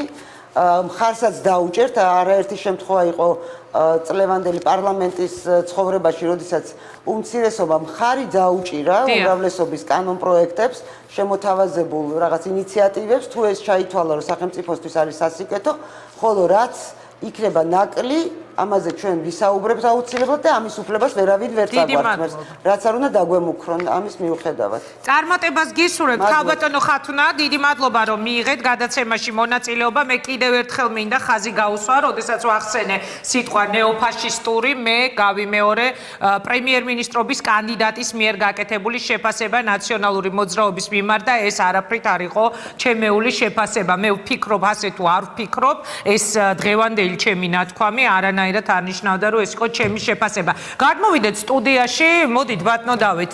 მე მგონი კითხვის გარეშე უნდა მოგცეთ პირდაპირ სიტყვა. ასეთი არის ყოფილი ხელისუფლების წარმომადგენელთა პოზიცია. დიახ. კარგად მესმის, ახლა მე ხალბატო ხათუნას რო უსმენდი. ერთი წუთით აი ეს მსჯელობის საკრა წარმოვიდგინე, რომ აი დაუშვათ ასეა. იმ წუთში განვიშვალე რაღაცა ლამის ისეთი კონსტიტუცია, ბოდიში უნდა მოვიხადოთ, რომ ხელისუფლებაში ვართ, იმიტომ რომ ადრე იყო ნათელი და ივერიის გაფრთხილება და ახლა მოსულა ბნელი რაღაცა და უკუნ. არა, რაც კარგი იყო, ის უნდა დაინახოთ, ეს იყო მისი მთავარი პათოსი. რაც კარგი იყო, ეს არ არის კლუბატონო იგა პათოსი. კი ბატონო, ბატონიდათ რომ დაასრულებს შემდგომ ჩამოთვალა. რაც კარგი იყო, ჩვენ იმას არ უკარგავთ არა. აი რა იყო კარგი და დაიწყოს დათომო და გავაგრძელოთ. და დათო უსუფაშვილიც რო წაიყო ახლა ლიტვაში მან აღნიშნა იგივე რომ ის მინუსის ამიტი რომ მზადდებოდა ამაში არავითარ წინა ხელისუფლების წარმომადგენლებმა ძალიან სერიოზული მონაწილეობა მიიღეს.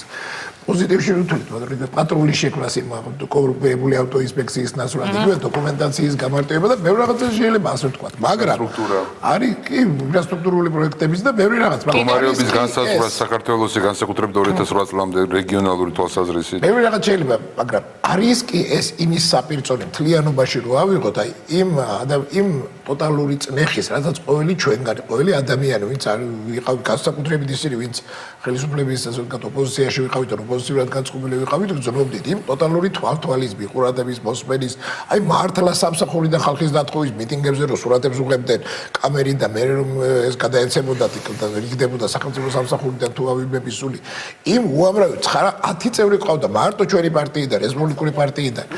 გასაგებია 10 წევრი ყავდა დაპატიმრებული 2009 წლის აქციებში მონაწილეობის გამო. 10 ადამიანი აბსოლუტურად ტყუილა იერარქიის და იმის ჩაგდები და ამერიკის საელჩო იყო ჩარეული და მთელი ევროკავშირი და რა ვიცი ვინ არის Amnesty International და ძლივს გამოაშვებინეთ ისეთ დიდი ამბები იყო. ის რაც ხდებოდა საჯარო ასრულების დეპარტამენტში და უამრავი რაღაც ამის საპირწონე არ არის ის სამწუხაროდ ის კარ. ამიტომ მთლიანობაში ეს დანაშაულებები შეეხო უამრავ ადამიანს. 1-2 კი არა, 1000 და 2000 კი არა, ძალიან ბევრს. დიდი მადლობა. მასიურად. ამიტომ ახლა ბუნებრივია, როცა საზოგადოებაში არის ეს პროტესტის მომენტი, როცა ლაპარაკია სამართლიანობის აფდგენაზე, ჩვენ არავითარ შემთხვევაში ამაში არ გულისხმობთ და არც არავინ პოლიტიკურ რეპრესიებს, მაგრამ ის რაც იგივე მამუკამი ლაპარაკაკენ, საკუთრების წართვას, მასიური ხასიათი ჰქონდა ამას.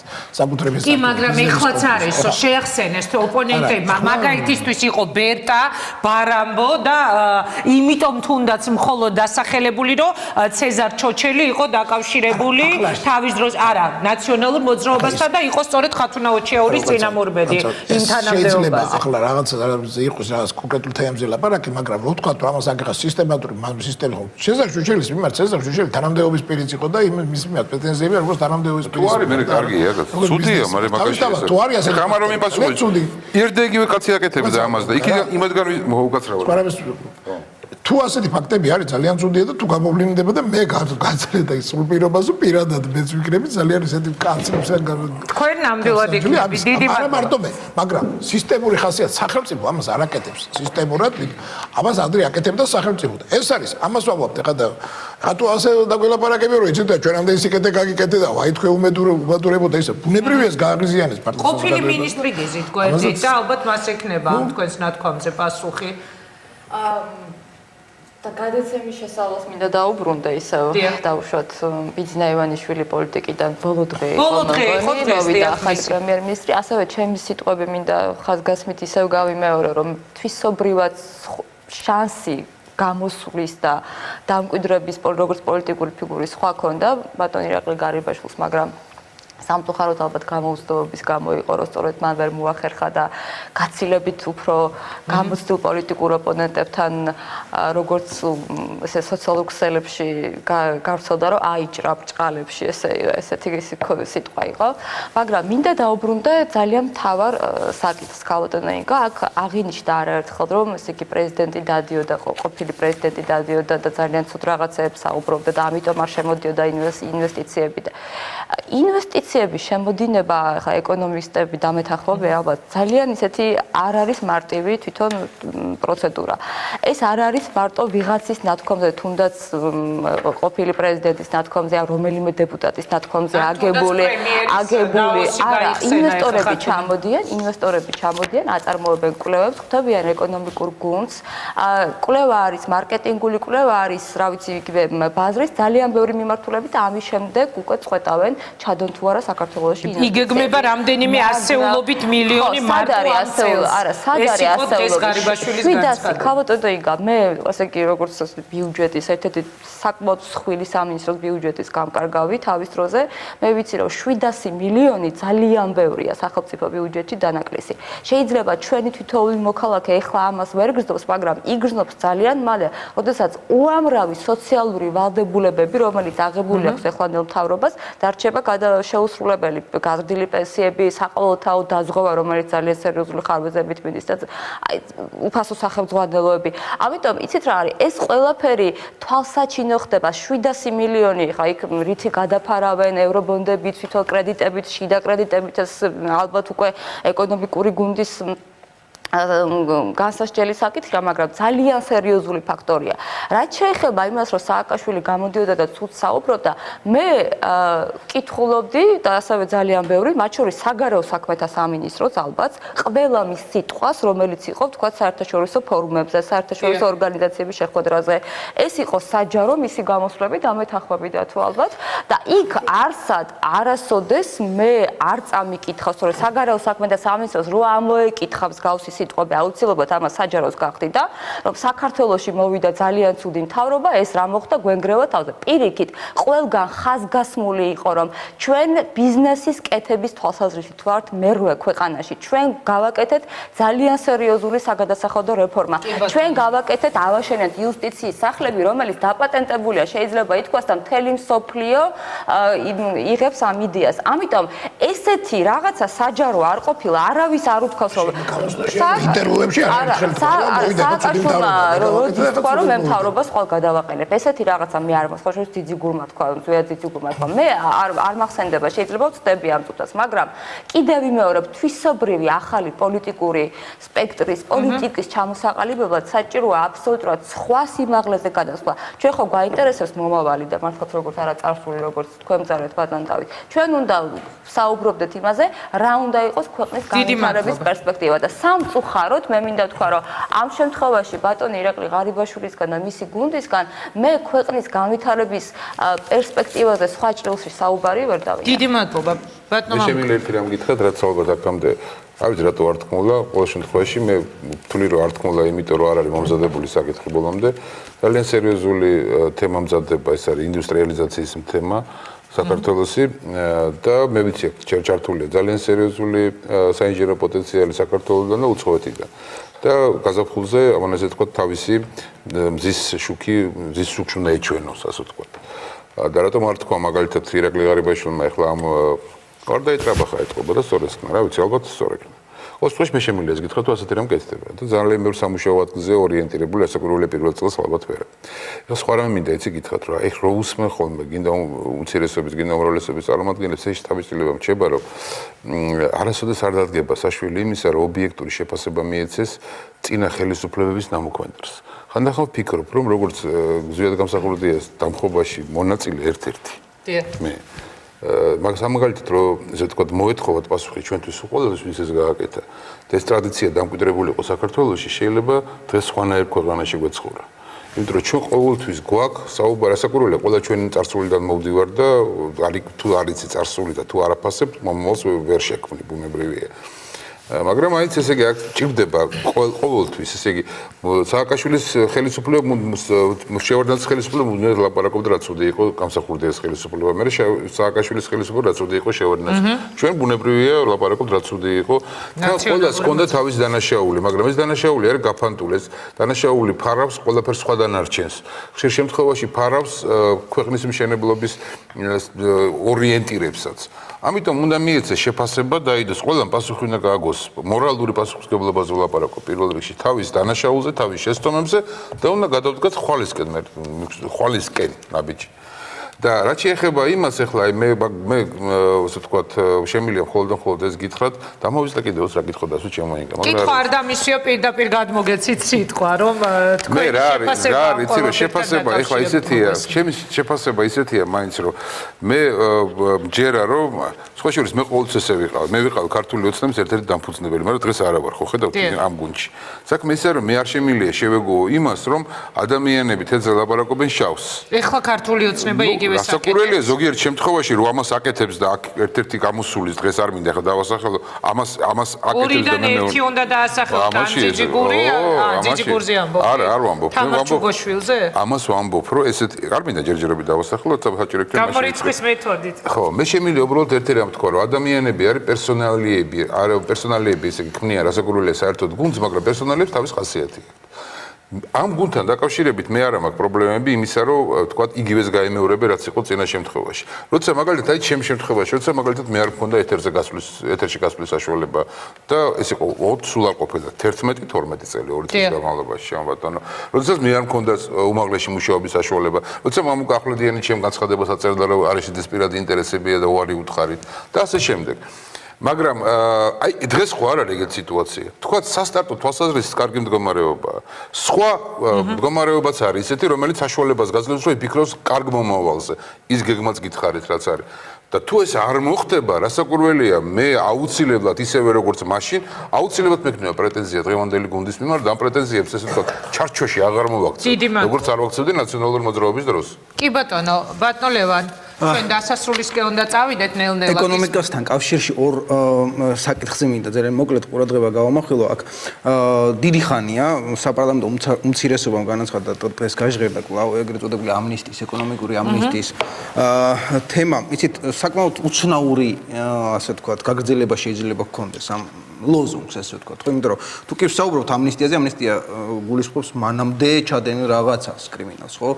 ნუ როდესაც მე ვამბობ, მოდი გამოვაცხად, მე რომელიც ვიყავი, ასე ვთქვათ, ქვეყნის მმართველი, მათ შორის სამართალდამცავ სფეროში. დღეს ვამბობ, რომ მოდი გამოვაცხადოთ ამნისტია, მე აპრიორი უშვებ, რომ რაღაც ვიცი და შესაბამისად არ მქონდა გამოძიებული, ხო? შესაბამისად ახლა ამ მოცემულობაში ესეთი რიტორიკა მესმის პოლიტიკის, მაგრამ ყოველ შემთხვევაში არასწორია, იმიტომ რომ ამნისტიას აქვს თავისი, ასე ვთქვათ, ნეგატიურიც. იმიტომ რომ რეალურად აქ არის კანონის ის წინაშე თანასწორობის პრინციპის, ასე ვთქვათ, ძალიან საფრთხილო თემა თუ სხვა. იმიტომ რომ ერთ შემთხვევაში გადასახადის გადამხდელი, რომელიც ხვალ დაუშვათ არ გადაიხდის გადასახადს, განსხვავებული მდგომარეობა შეიძლება აღმოჩნდეს მასთან მიმართებაში, ვინც წინა წლებში ათეულობით მილიონი არ გადაიხდა. მაგალითად ამბობ, ხო მე თავს ვფასებ კონკრეტული რაღაცებს. გარდა მაგისა, ვფიქრობ არ არის დაფარული ყოველ შემთხვევაში მე მაქვს ინფორმაცია, როდესაც ვიცით თვითონ ხელისუფლების წარმომადგენლები, როგორც ცდილობდნენ, ასე ვთქვათ, ბაზარზე შესვლას. ანუ რეკომენდაციას რო იცი რა, აი ამ ბაზარზე შეხვალ, მაგრამ კონკურენცია როგორ გაუწიო, ვინც დომინირებული იყო, ხო, ახალ შესული ბუნებრივი ვერ გაუწევს. არაფერი, ძალიან მარტივად თვითონ ასე ვთქვათ, ურჩევდნენ, იცი რა, შენ გადასახადებს არ გადაიხდი. და შენ სახელმწიფოსგან პრობლემა არ შეგექმნება. და ასე ძალიან ბევრი ბიზნესი, ასე ვთქვათ, ან მოკვდა, ან ასე ვთქვათ, სერიოზული პრობლემები შეექმნა. ასე რომ ეს არის ის საფრთხილო თემები, რომელიც არ არის ეს ძალიან მარტივად გადასაწყვეტი, მესმის პოლიტიკა, კიდევ მეორე მიზანი ქონდა თავის დროზე, ასე ვთქვათ, ამ ლოზუნგს და შესაბამისად გაიყიდა კიდეც ბჭყალებში ალბათ პოლიტიკურად. ერთი მნიშვნელოვანი და ამით მომთავრებ ინფორმაცია, რაც ჩემთვის ძალიან ესეთი პოზიტიურია, ეს შეეხება ევროკავშირის, ასე ვთქვათ, დადასტურებულ მზაობას, რომ მან თავისი ობლიგაციები ლარში ნომინირებულად გამოუშვას. ეს ამ ინსტიტუციის მხრიდან ჩემთვის სერიოზული სიგნალია, თუნდაც ასე ვთქვათ, ბოლო პერიოდში, ან უახლოეს პერსპექტივაში განვითარების თვალსაზრისით. გარკვეულწილად, ხო, აი თქვენც არ იცოდით,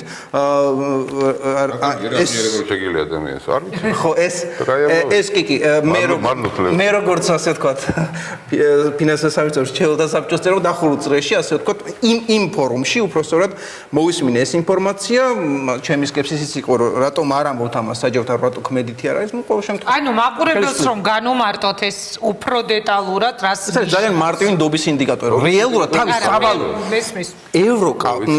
ევროპის უმთავრესი ბანკი თავის სავალო ფინანსურ ინსტრუმენტს გამოუშვებს ლარში, ნომინირებული. შესაბამისად ის თავისუფალ ბრუნვაში გავა ლარში. ლარი არის ჩვენი სახელმწიფოს ლარი რა მაგარი ყოფილა. ხო, შესაბამისად ეს გასაგები არის ის, რომელსაც განვითარება სჭირდება. ეს არ არის დაიმედების გასაგები, რა თქმა უნდა, მაგრამ ყოველ შემთხვევაში პოზიტიურია უნდაოდ. დათო უსუფაშვილის სიტყვა მინდა შემოგთავაზო და შემდეგ უკვე დასასრულისკენ წავალ ძალიან მოკლედ კომენტარებით ჩვენ სტუმრებთან. ჯერჯერობით კენჭისყრა არ ყოფილა ხდომაზე, სულ რამდენიმე წუთში იქნება ალბათ. მანამდე კი გთავაზობთ საქართველოს პარლამენტის თავმჯდომარის დღევანდელ განცხადებას. ამასობაში აბა შევხედოთ რამხელა პროგრესია ერთი წლის განმავლობაში. ერთი წლის თავზე ეს ადამიანები, ჩვენი კოლეგები პარლამენტში, მე მგონი გულწრფელად საუბრობენ იმაზე, რომ ოპოზიციის უფლებები არ უნდა დაირღვესო. გულწრფელად საუბრობენ იმაზე, რომ ბიზნესის დატოვება არ შეიძლებაო. გულწრფელად საუბრობენ იმაზე, რომ მედია თავისუფალი უნდა იყოსო, სასამართლო თავისუფალი უნდა იყოსო. მე მგონი გულწრფელები არიან. ერთი წლის განმავლობაში ეს არის საკმარისი პროგრესი და ამაზე მეც მუვითხოვ.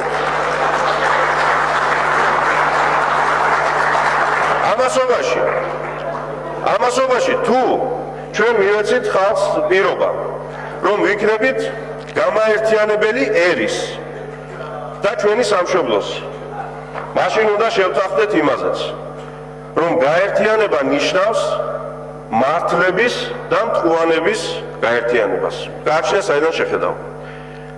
იმიტომ რომ ერი და ქვეყანა და ხალხი ეს არის მთელი. თუ ჩვენ დავიწყებთ მხოლოდ იმ ადამიანების გაერთიანებას, ვინც თვლით რომ მართლები ვართ, მაშინ იმავე არასწორ გზას დავადგებით, საიდანაც გამოსვლა გვინდა. ამიტომ ეს არ არის სწორი კრიტერიუმი, ვინ ვის მართალი და მტყუანი მიაჩნია. სწორი კრიტერიუმია კანონის უზენაესობა, სასჯელის გარდაუვალობა და უდანაშაულობის პრეზუმპცია. აი ამ პრინციპების დაცვით ჩვენ შევძლებთ გაერთიანებასაც და იმ პრობლემებთან გამკლავებასაც, რაც გვაწუხებს ყველას ერთად. მაგრამ კიდევ ერთხელ, იმ პირობით, იმ დათქმით, რომ ჩვენ 3 წელიღა დაგვრჩა ხელისუფლებაში ყოფნის. კიდევ 3 წელი დაგვრჩა კი არა, ანუ ბევრი დრო. მოდი უკან გავიხედოთ. გაიყვინა ერთმა წელიწადმა. ბევრი რამ გავაკეთეთ, მაგრამ გავიხსენოთ, რამდენის გაკეთება ჰქონდა დაგეგმილი 1 წლის წინ. ძალიან ბევრის. მისი ნაწილი და სერიოზული ნაწილი შევასრულეთ. ჩვენ დაგვრჩა 3 წელიღა და მოდი დავკონცენტრირდეთ და ჩვენი საქმე ვაკეთოთ. მოусმინოთ ოპონენტებს, მაგრამ მათი სცენარით ახლა მაინც რო ავიცხოვრებთ. გვეყო 10 წელი ნაციონალური მოძრაობის სცენარით ცხოვრება. და მაშ ასე ბოლო კითხვა უნდა დავსვა, სწორედ უსუფაშვილის დღევანდელი სიტყვებიდან გამომდინარე, რა სცენარით განვითარდება ქვეყანა? როგორ ფიქრობთ, რა ელოდებით და რა იქნებოდა თქვენი სურვილი იგივე ახალ პრემიერთან მიმართებაში? რა სცენარით უნდა განვითარდეს ქვეყანა? ძალიან ვიზიარები პატოს, რაც პარლამენტის თავმჯდომარის სიტყვაში იყო, რა სცენარით და იმ სცენარით რა ვალდებულებებით ჩვენ ავიღეთ, როდესაც მოვედით ხელისუფლებაში. რა ვალდებულებებითაც მოვედით, რაც აისახა ჩვენ პროგრამაში და პრინციპში ამ ახალ სამთავრობო პროგრამაში იგივეა ასახული. დიძულება ვერც იქნებოდა. ის ვალდებულება, რაც ყველამ ერთად აი ამ კოალიციამ, რომელიც საკმაოდ ისეთ მრავალფეროვანი და მრავალწახნაგოვანი და ჭრელი კოალიციაა და ექვსი პარტია, ბიზინა ივანიშვილის ლიდერობით, რომელიც ახლა წავა პოლიტიკიდან და იქნება გახდება ჩვეულებრივი რიგით წევრი ჩვენი საზოგადოების, ხო? აი ამ მთავრობით, რომელიცაც დღეს დამტკიცდება. თუ დამტკიცდება, მალე დამტკიცდება ალბათ. ირაკლი ღარიბაშვილის პრემიერობით.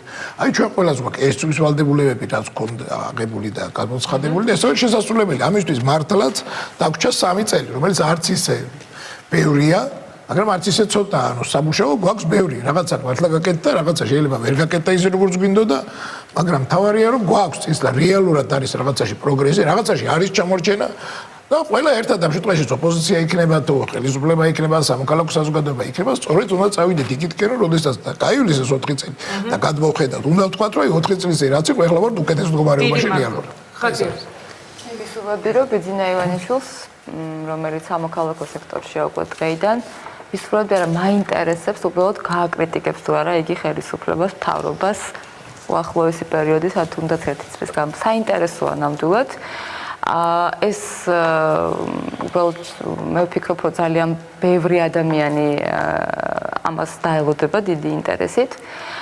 და მეორე, აბსოლუტურად დავეთანხმები პარლამენტის თავმჯდომარეს, რომ ნამდვილად საქმის კეთება არის რთული, ხელისუფლებაში ყოფნა არის რთული და ის რომ ადამიანები, მოქალაქეები არ პატიობენ შეცდომებს, პოლიტიკურ შეცდომებს, რეალურად ჩვენ თავზე გადავიტანეთ შარშან და თუ იქნება შეცდომები, რასაკვირველია, ამის განსაზღვრელი და გამსჯელი უნდა იყოს ხალხი, არჩევნები უნდა იყოს ამის განსაზღვრელი და კიდევ ერთი ქვეყანაში უნდა იყოს კანონის უზენაესობა, უნდა იყოს წყალგამყოფი ქედი, არ შეიძლება დაირღვეს უზადაშაულობის პრეზუმპცია, სასამართლო უნდა იყოს დამოუკიდებელი და ყველა დამნაშავე, მათ შორის მეც როგორც თუნდაც ყოფილი ხელისუფლების წევრი, თუ ვარ დამნაშავე, დავისაჯო ნამდვილი თავისუფალი სასამართლოს წინაშე, მან გადაწყვიტოს ჩემი ბედი და არა ეს რაღაცა უაზროდ სიტყვების ბრახაფუხით. დიდი მადლობა ხატია, ძალიან დიდი მადლობა ბატონო მამუკა.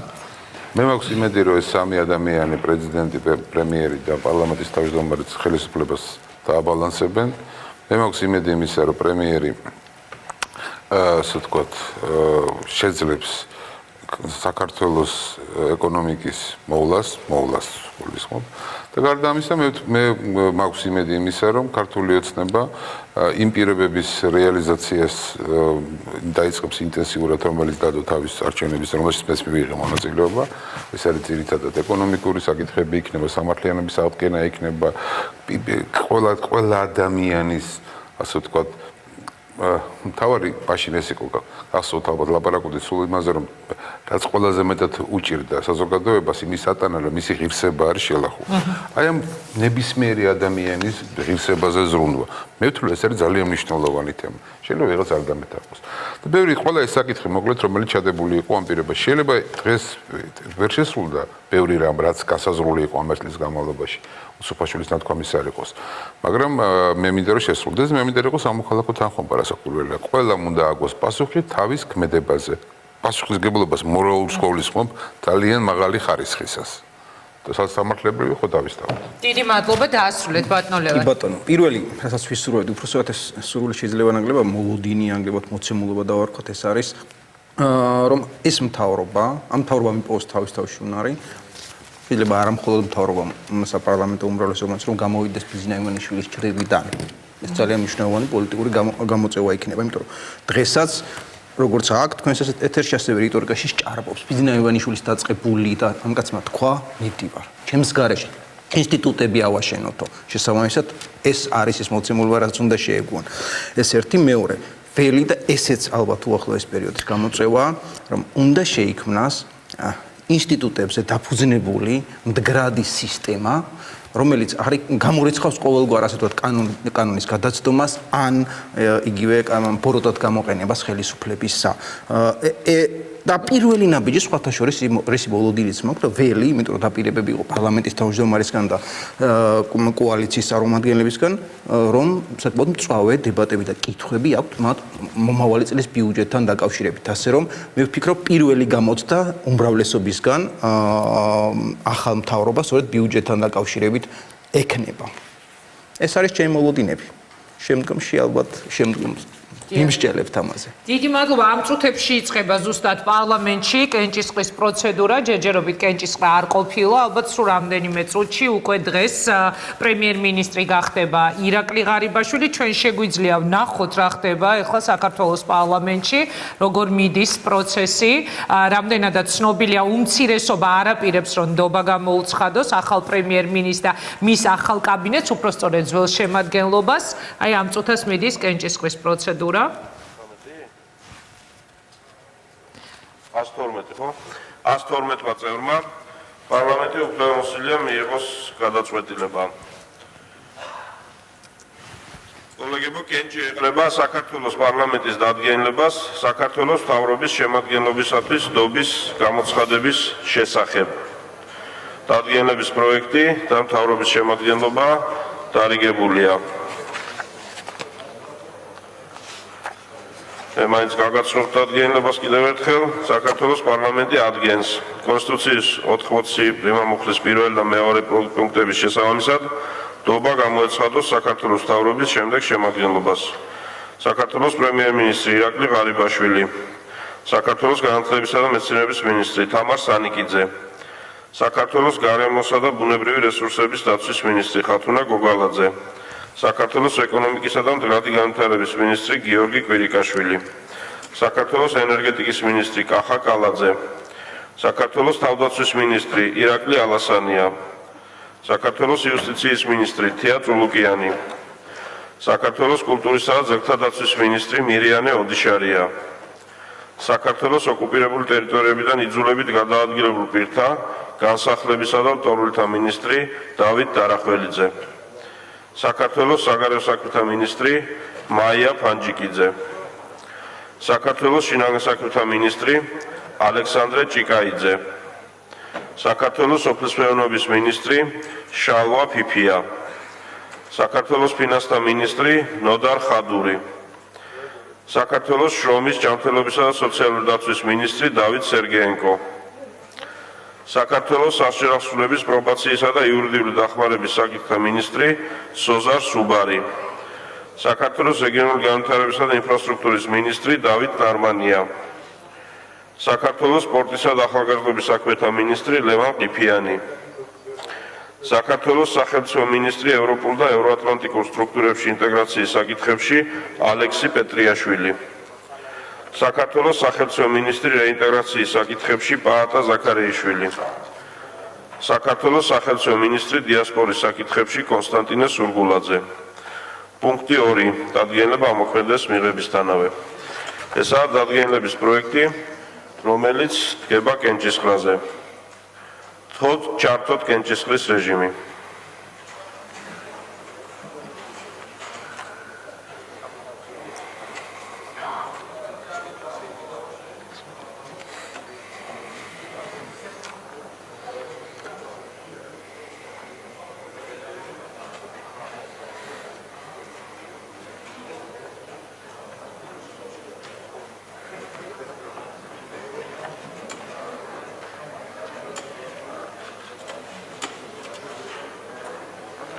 $93 მომხრე, 19 წინააღმდეგი, საქართველოს მთავრობას ნდობა გამოცხადებული აქვს.